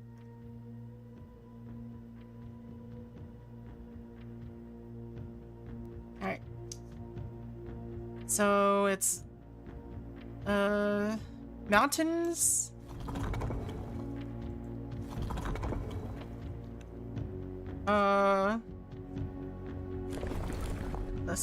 These things, there's only 4 of them.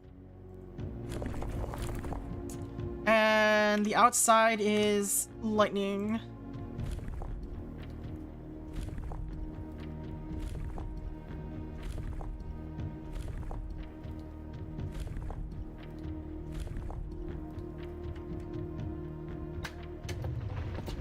What does this do, though?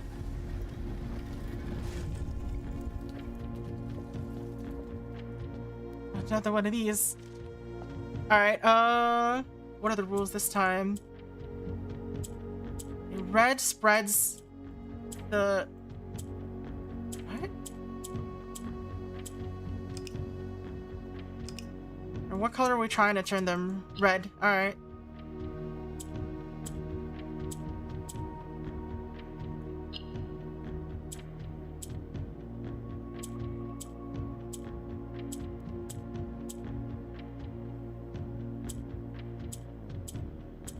I don't get it. What do you say? All black tiles in the box turn red. All right. When these tiles are pressed, all black tiles in the box turn red in triumphant victory, while all white tiles on the box turn black, serving as the outclass. Okay. The Fen area's variation.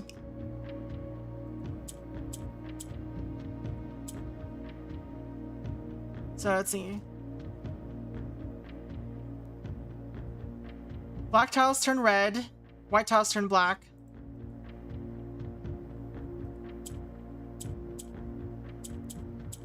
Orange tiles change to that.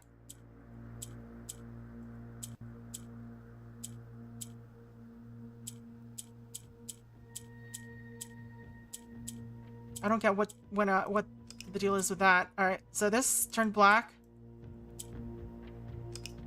Okay, if I click black tiles, everything shifts over to the right. 1. White tiles will turn gray.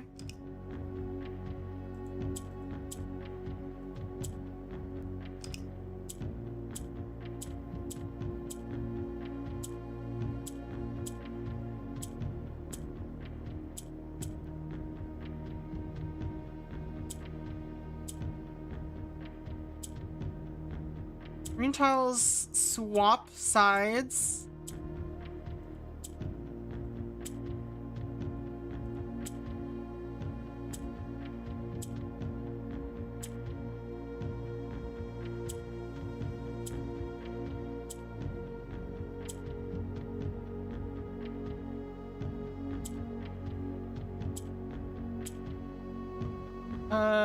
So this will turn black.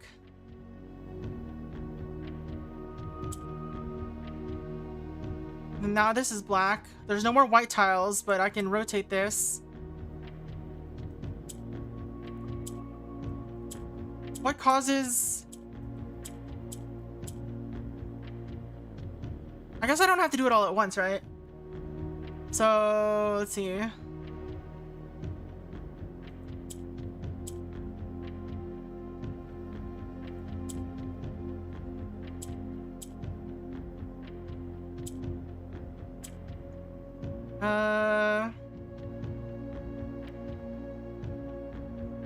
So if I do this, this turns red. Oh,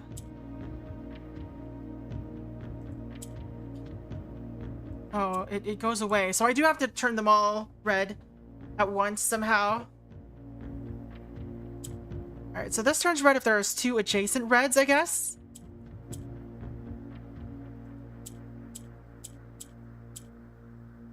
I don't know how to deal with the white ones though. So I need to just somehow get these all in the right spots. How do I move you up?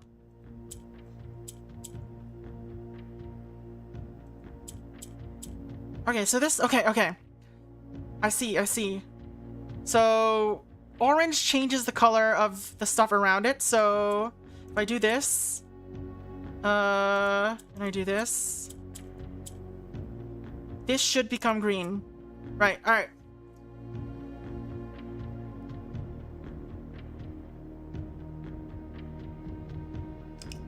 How does that help me?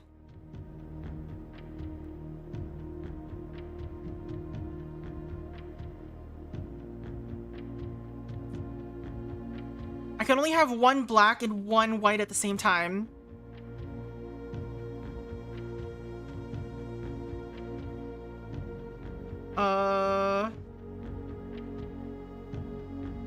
I think gray doesn't have any special powers. All right, let's see what happens if I... No, what? Oh, it's because I clicked this. All right.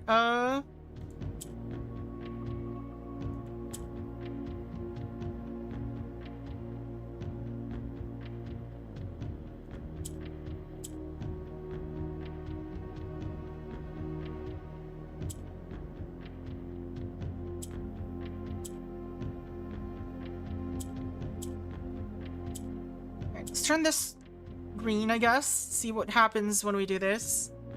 So we could swap these 2 as needed. How would that help me?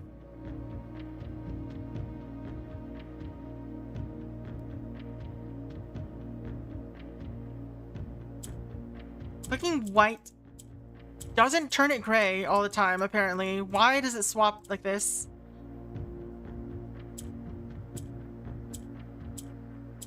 It does turn off when it's... Alright.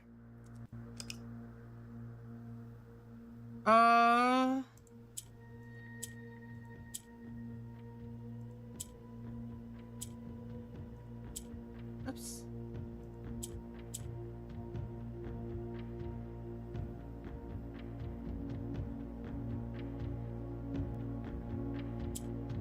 We're gonna put white on a side with 2 grays. See what... Okay, so this... Okay, that both turned white. Alright. That's good. That's what we want.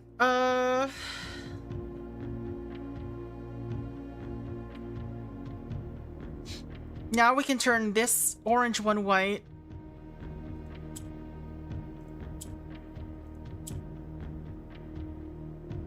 And this other orange one white as well.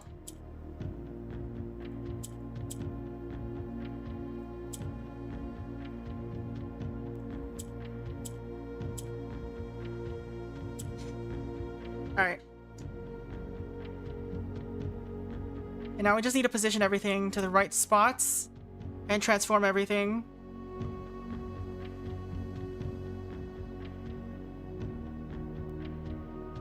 I guess.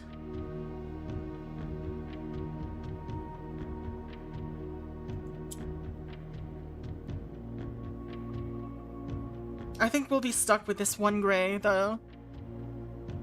So we need to figure out how to get everything in place.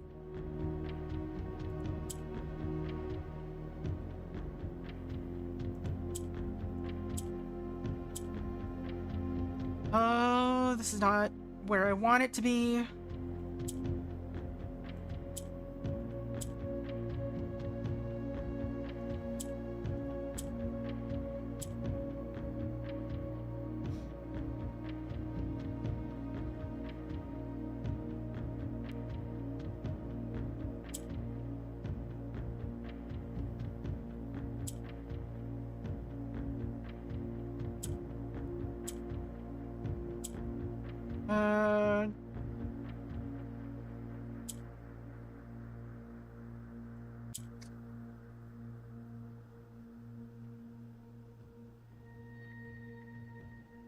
I don't know, we can just do it.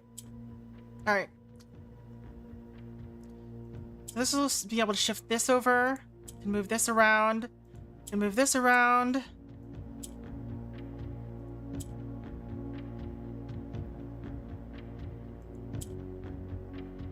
Problem is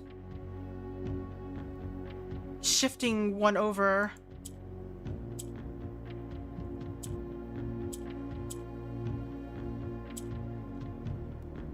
Alright, I'm gonna reset this, I think. Alright.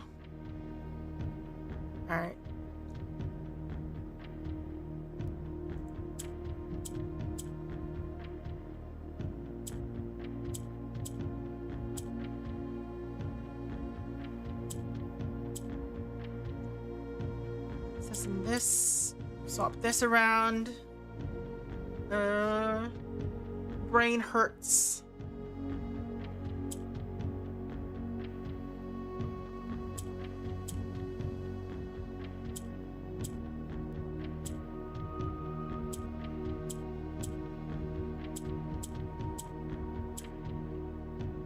I mean, this works, I guess.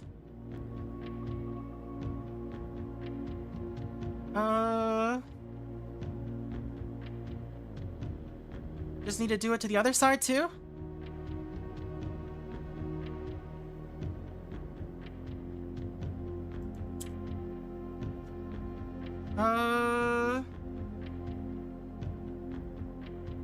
Let's see. We lose our whites, I think, though, if we do that.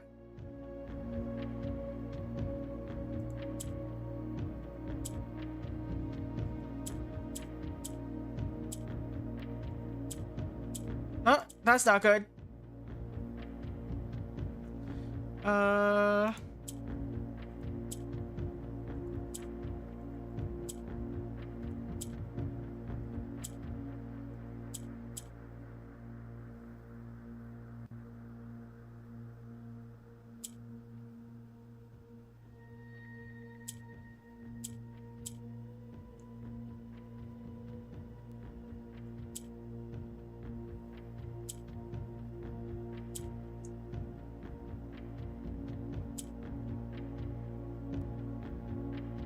think this maybe will help.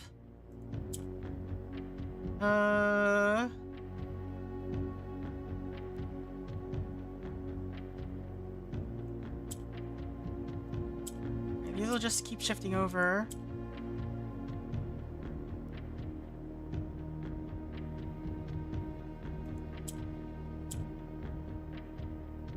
I think this does it. More allowance. Let's go. We did it. We solved the puzzle. And what is this?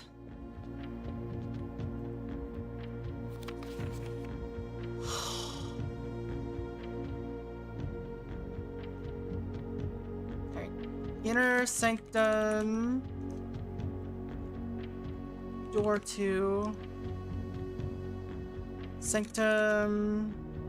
D2. Postcard. I'm actually writing this last postcard sitting at my desk at home. I suppose I should put forth the extra effort and drop it in the mail for consistency, but I'm tempted to save the postmaster a trip, as it will just wind up here once again to join the other 7, which I'm pleased to report were all waiting for me on my desk, safe as can be. Flipping through them has reminded me of the many friends I made and lessons learned along the way, and as I look back, one truth shines brighter than the others. Air travel is much better than sea travel. Yo, Mochi, how's it going? B grade! How's Xenoblade going? Welcome in, Raiders. I'm Viel. I'm playing this weird roguelike game where I build a house and solve puzzles. But I normally play like horror games and mystery games and puzzle games and sometimes shooting games. What is it? I'm currently going through Outer Wilds. Today we're just doing a little bonus stream that was supposed to be short, but this one run is lasting longer than expected. Baron H.S. Sinclair, Mount Holly Estate, Reddington, Finn Aries.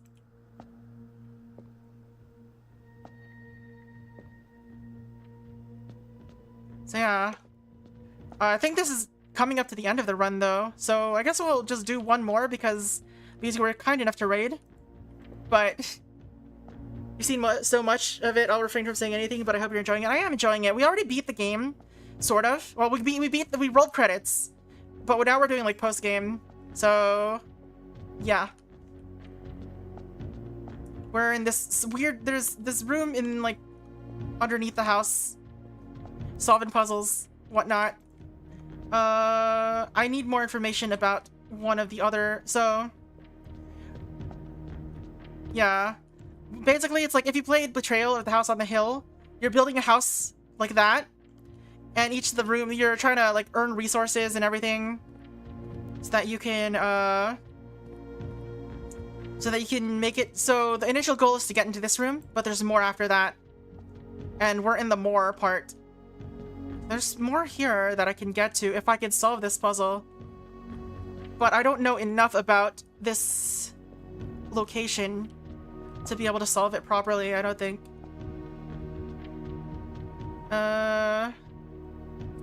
And I've been taking extensive notes. So, Realm and Rune. So this is how to solve this puzzle, but we need information about each of these locations.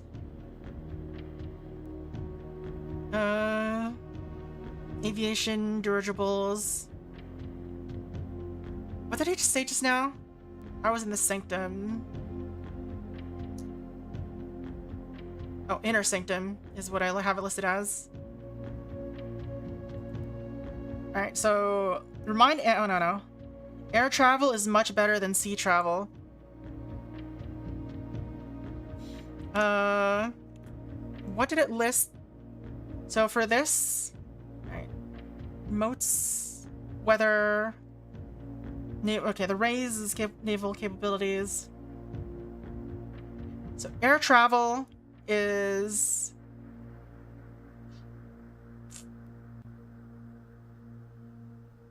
aviation, so that's that one. I don't think we have enough clues for this, so we're gonna have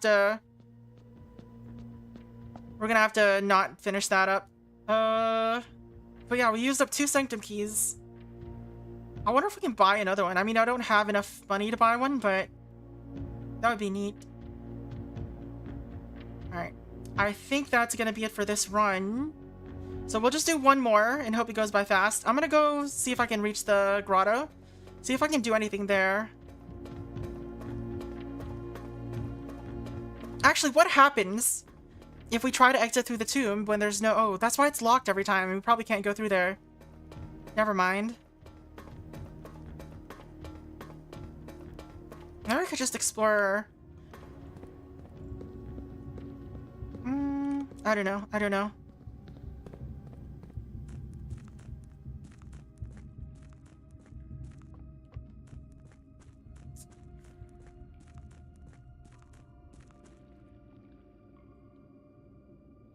I could take that boat again, but I don't see what would be the point. So I'm just gonna go inside the grotto and see if there's anything in there that could be interesting. I don't know if we have enough steps though. Oh yeah, you've got like a bunch of resources in this game. The main ones being keys, which are used to open locked doors, gems, which are used to well, some rooms require locked doors or require gems to create them. I guess I could show you in a second run what all that means, because we don't have any more doors to open in this one.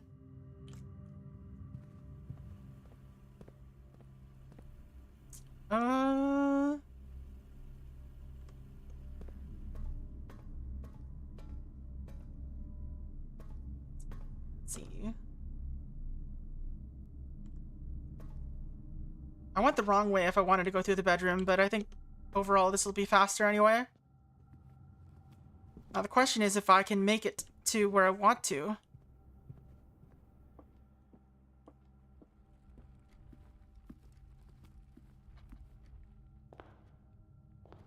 Is this enough? Can I make it to the grotto from here? I think I can. I think I can. I think I can.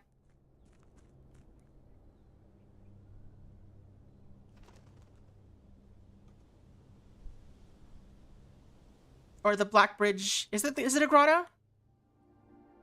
It is a grotto. I don't know how to do anything here though.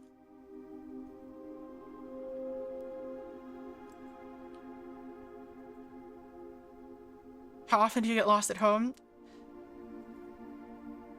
I assume that the people in this game get lost a lot. What do you mean? Wait.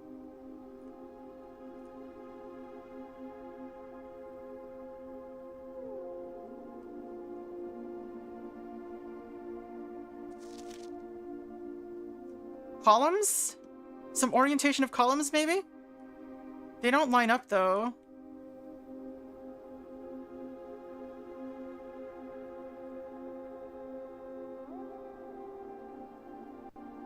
And I don't know what the passcode for this is.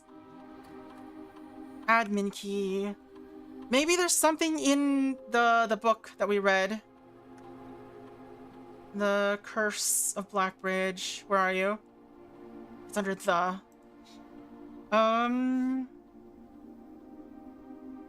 Jesper? Berries? Idol? Curse?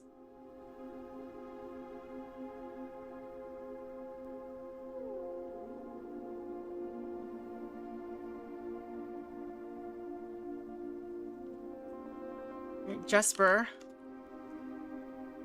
Admin not found. Miller.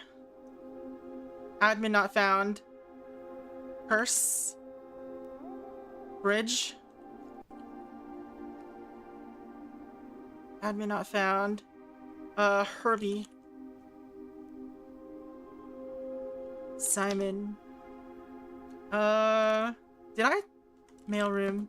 Did I screen cap the letters? I don't think I did. I should do that next time we get a mailroom. Who's Denny Ravane?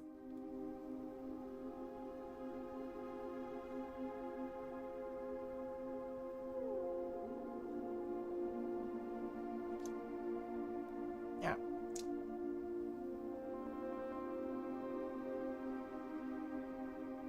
Also, I have no clue where to find extra microchips. Alright, anyway, let's just do the call it a day. And I think he was the hovel occupant. Could he be? Yeah, it is.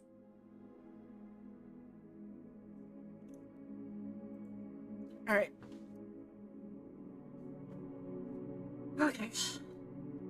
Baronial Manor. It didn't list this as finding new rooms. Alright, we'll do one more run, and stream will be just as long as usual, I guess. We'll make it a quick run.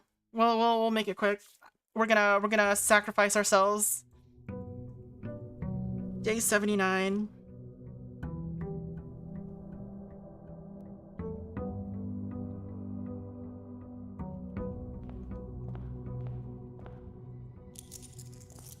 We start with 29 monies now.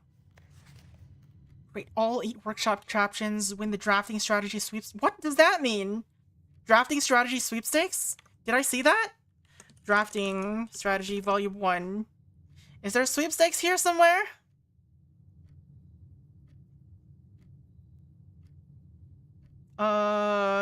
Volume 2? Craft of the draft. Ducks, ducks, ducks.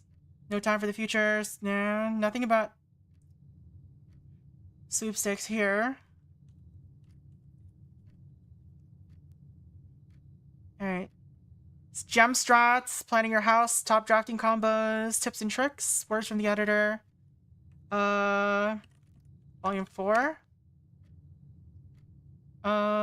Tools of the trade, blah blah blah. Volume 5. No access strat. There does not seem to. Oh, there it is.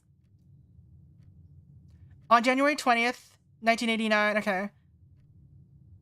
Draft 20 or more dead ends in a single day, and you could win 200 gold. And the trophy of sweepstakes. All right, so that's the sweepstakes. 20 or more dead ends in a single day. That's wild. Unlock all 8 realm sigils. I mean, that's what we're working on, I guess. We haven't done that either. Mount Holly directories. Find each of the rooms. Solve the puzzle in room 8 on rank 8. Room 8? We don't have room 8! Alright. Hallway.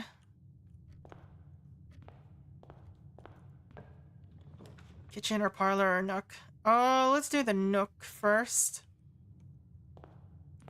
Get some keys in. Drafting studio is basically useless to me now. So we'll get the storeroom.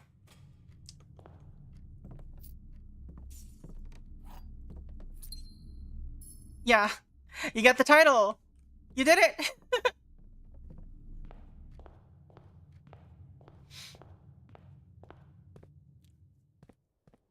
Alright, I don't know what to do, how to get the microchips. Do they just show up, or do I have to... Maybe I have to craft them. Gotta craft a microchip in my workshop, right? That's how it works. Shrine. Tool shed. We could do a shrine.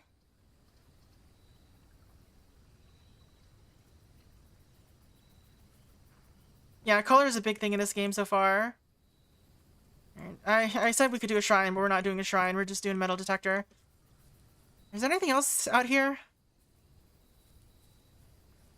I feel like there probably is something out here eventually. Oops. Another thing out here.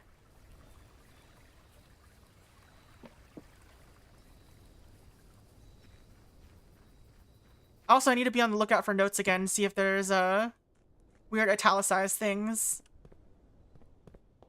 Alright, so we're going here first for the keys. Don't beat me about keys that I already know about. Courtyard.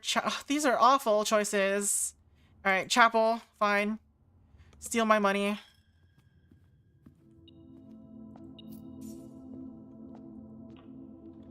Office already. I still don't know what the passcode for this would be.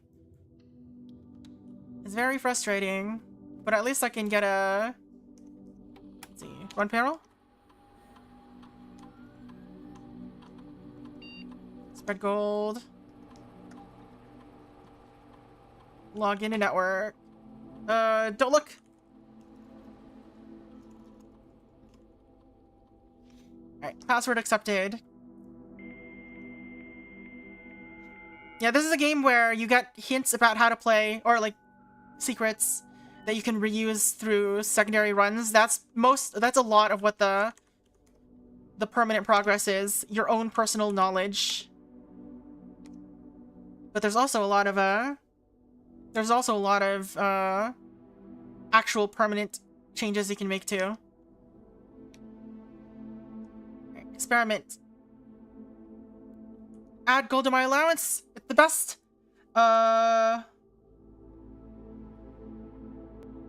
Each time you unlock or bypass a security door. You know what? Draft a red room. Let's do that.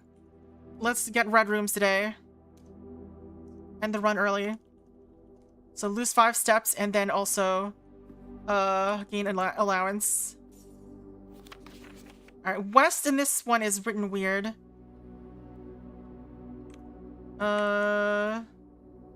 What is it? This is office?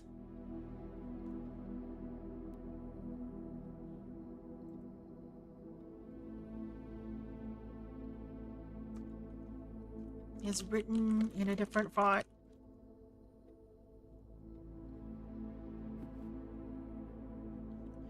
I don't know what pass code to try for this yet, so we're gonna ignore the safe. Parlor. Sure. Let's try to solve this puzzle.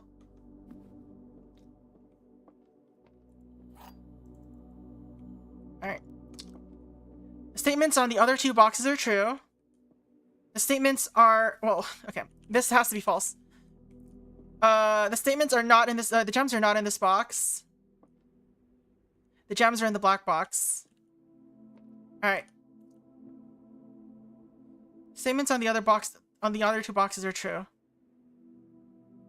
If this is false, the statements on the other 2 boxes are false. Or are not true. So this can't be either.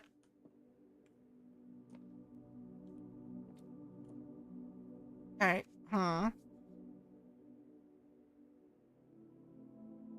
So this can't be true, because one of the other boxes has to be false. This can't... if it's false... The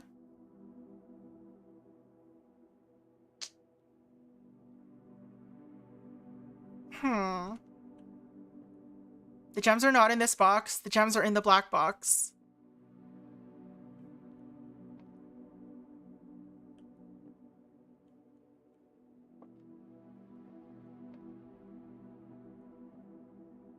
I mean, I feel like the only solution is... okay, if one of these has to be true and one of these has to be false, basically. The gems are not in this box. If that's true, then the gems are in the blue box. If this is true, the gems are in the black box. But then this would be false, and okay, so the gems have to be in the blue box. It's the only answer that makes sense. Let's go! We did it! Alright, den, storeroom. I don't like these options, fam. Let's get the guest room. We need as many feet as we can get, because red rooms will be draining us a lot.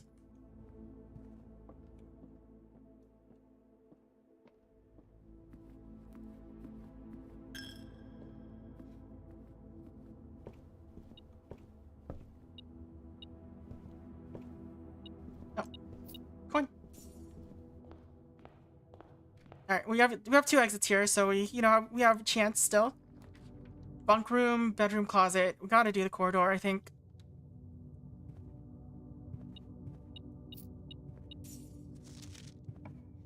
Observatory. We are not getting any red rooms at the moment.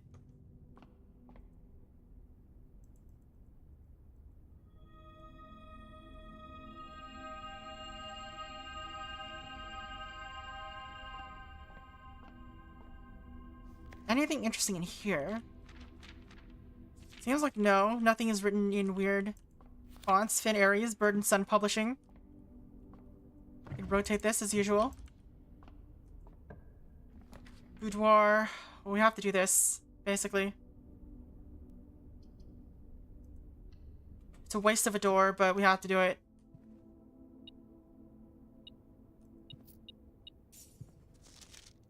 June 15th.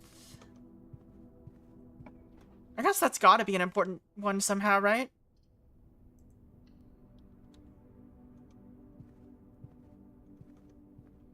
Alright, let's go here first. See if we can get a good empty room or something. Dormitory, storeroom. I think pantry's good. Apples are extra delicious today.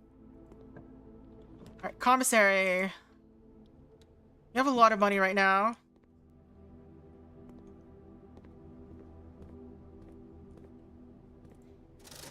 Compass, shovel, sledgehammer. Not feeling any of these right now.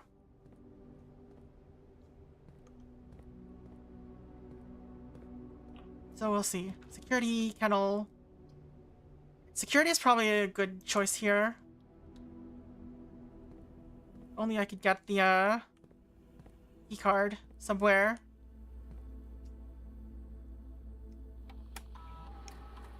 There's a gem and 5 coins somewhere. Change offline mode to unlocked and security level low. For now.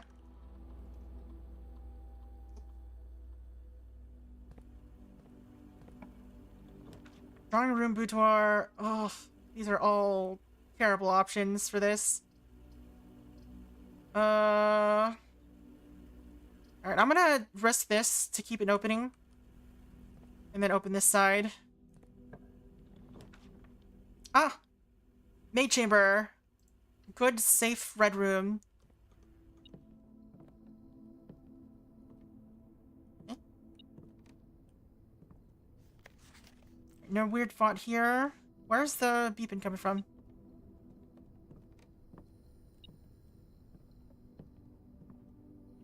I guess it was in that room? Oh, well, whatever. Laboratory. We already did that. So... Alright. Keep our doors open.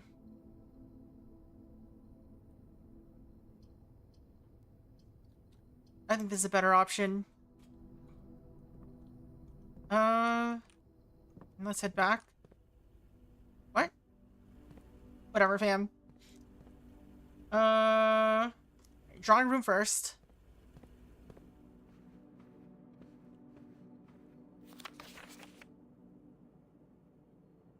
None of these are written in a different font, it seems like. Other than... unless you count draw, but I don't think that counts. Got it. Alright, have a good night! Thank you for dropping by!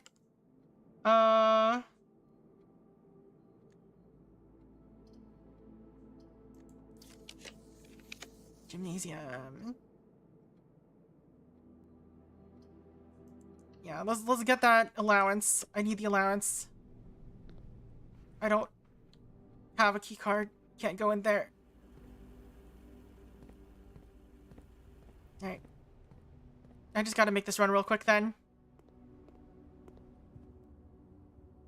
It's time to end soon. Well, it was time to end a little bit ago. But... we gotta have a run.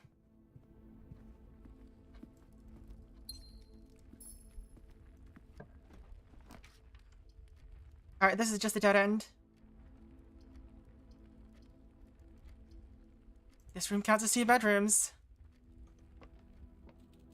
Yes. Bananas. Let me eat. Boudoir would actually be really good right now, actually.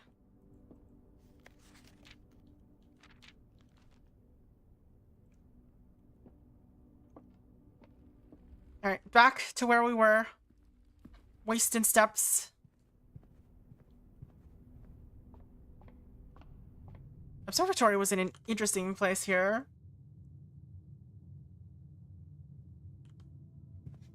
Alright. So we gotta go through the boiler room. I have a serious lack of keys right now.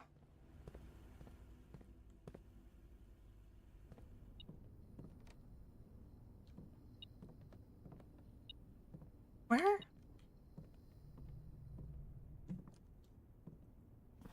I've never seen this. Oh, this is... Payroll issued for the week of 11/8. Amount 10 gold. What does that do? What does doing payroll do? Whatever. Let's take a screenshot. Maids chambers. Maid payroll.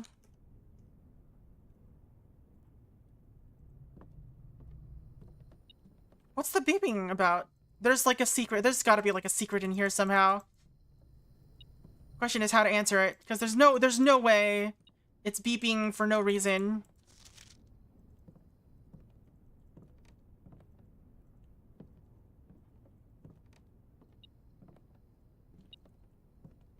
How do I open you? Secret door.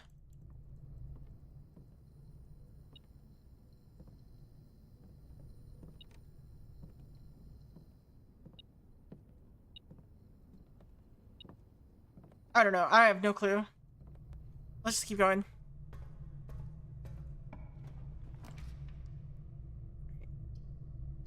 Utility closet will actually help out here.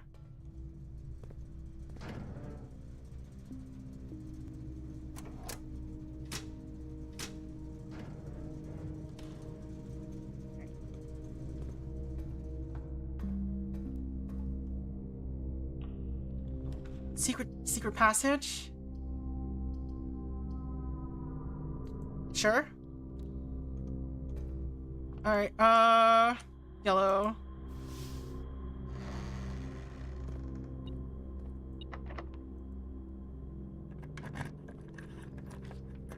Mountain Holly gift shop has so many exits and doesn't cost anything.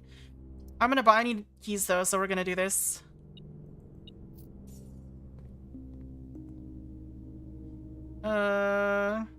Three keys, lockpick kit, special key. What do we get?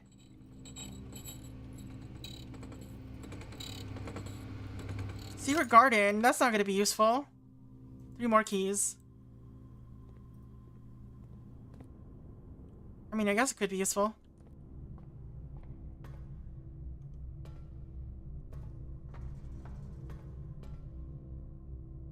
Alright. So back to the security room.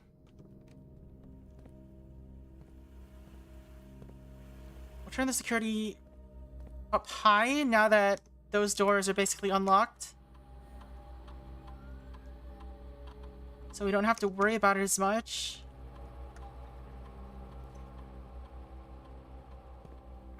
Let's go. I need food though. Ah, boudoir. Perfect. That is food.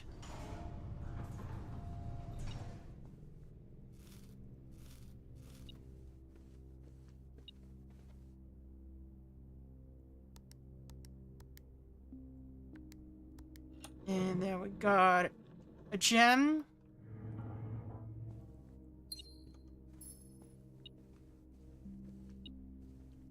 Random coin on the floor. Right.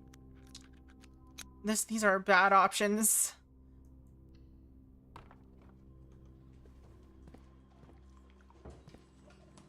Dog. Please give me good room. No, this is a dead end. All right, this is the end of the run. None of these are useful to me. And this is why it's a roguelike. It's just RNG sometimes.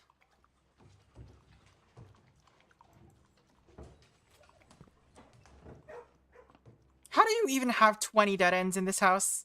How would you do that? How does that even work?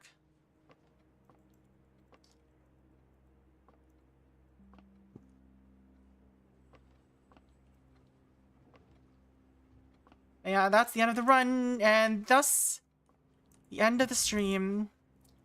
Thank you for hanging out with me on this random stream day. We're gonna stream more Outer Wilds tomorrow. That's the plan anyway. Unless I'm too tired, because I decided to stream today. I don't know, I didn't really have anything else to do. I just wanted to play this game more, and we did get a lot of progress somehow on this bonus stream day. Is there anything else in here that could be important?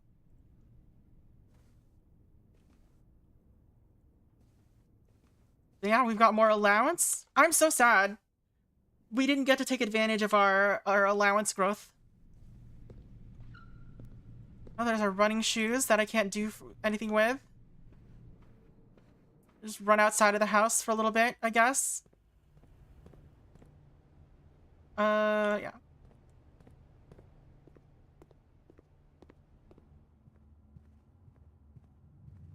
Why did that proc? Doesn't it only proc on the outside?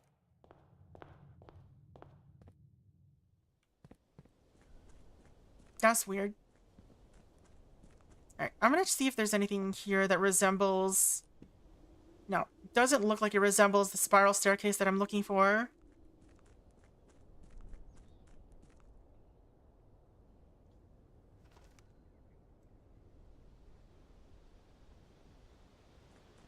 Seriously though, where's the... There should be a valve somewhere in here. The valve that should be opening a thing. What are you? What do you mean? I-O-O. They do look like columns though, right?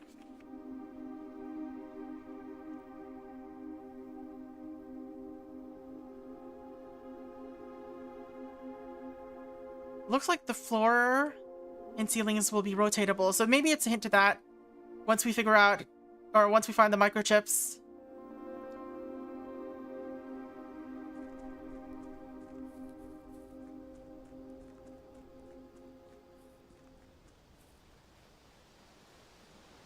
This is our tent.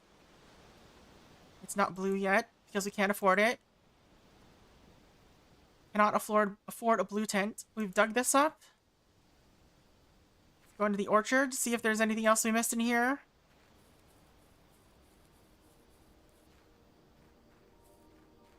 Yeah, we're looking for something that looks like... Where is it? Something that looks like this. In the grotto area, most likely. Or somewhere else. Doesn't necessarily have to be in the grotto.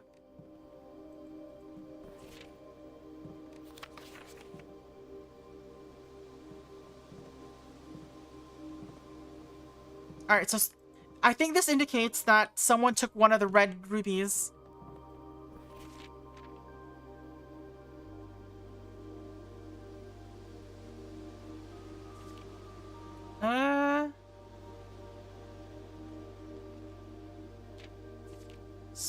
Soil survey. Barren ground. Rich soil. Wonder what all that means.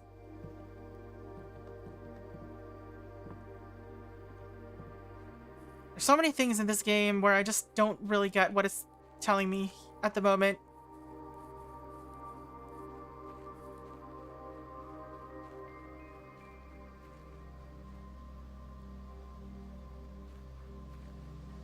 Wonder if there's a way to crash the car. There was a prophecy that looked like it was a crashed car. But it was out here in the courtyard, or the grounds, I guess is what it's called here. Yeah, we need to find out how to light that last torch, I guess. I don't know where it is. Looks neat as heck though. Nice view.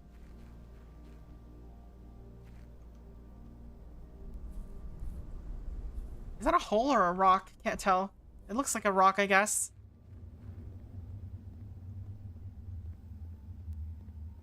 And there must be something in here, but I haven't found it yet. Maybe a way to light torches. Flashlight. Something.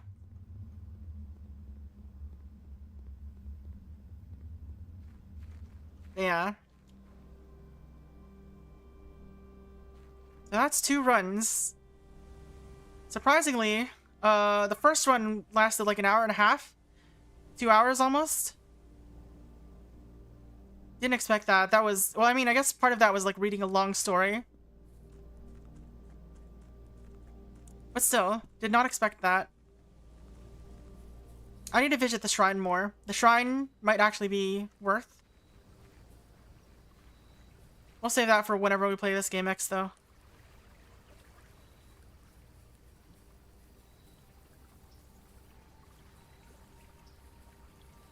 Why is there a path there when you can't cross there? I guess you only can't cross because there's no wait, can you cross? I don't know. Oh yeah, because there's no garage right now. I guess if there's a garage, there will be a path there. But since there's no garage, you can't cross.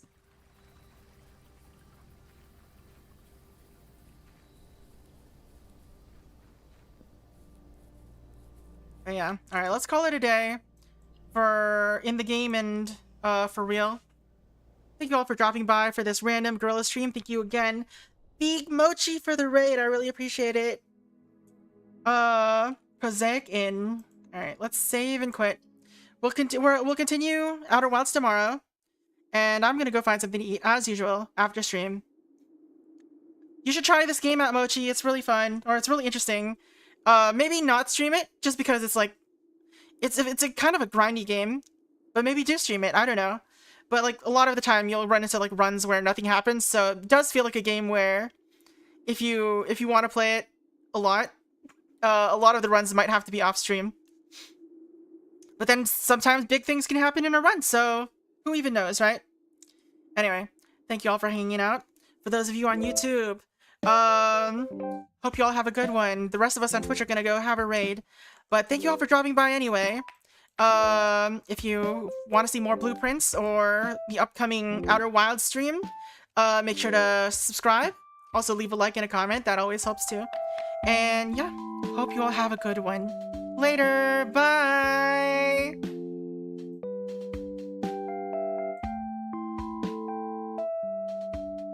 And for the rest of us,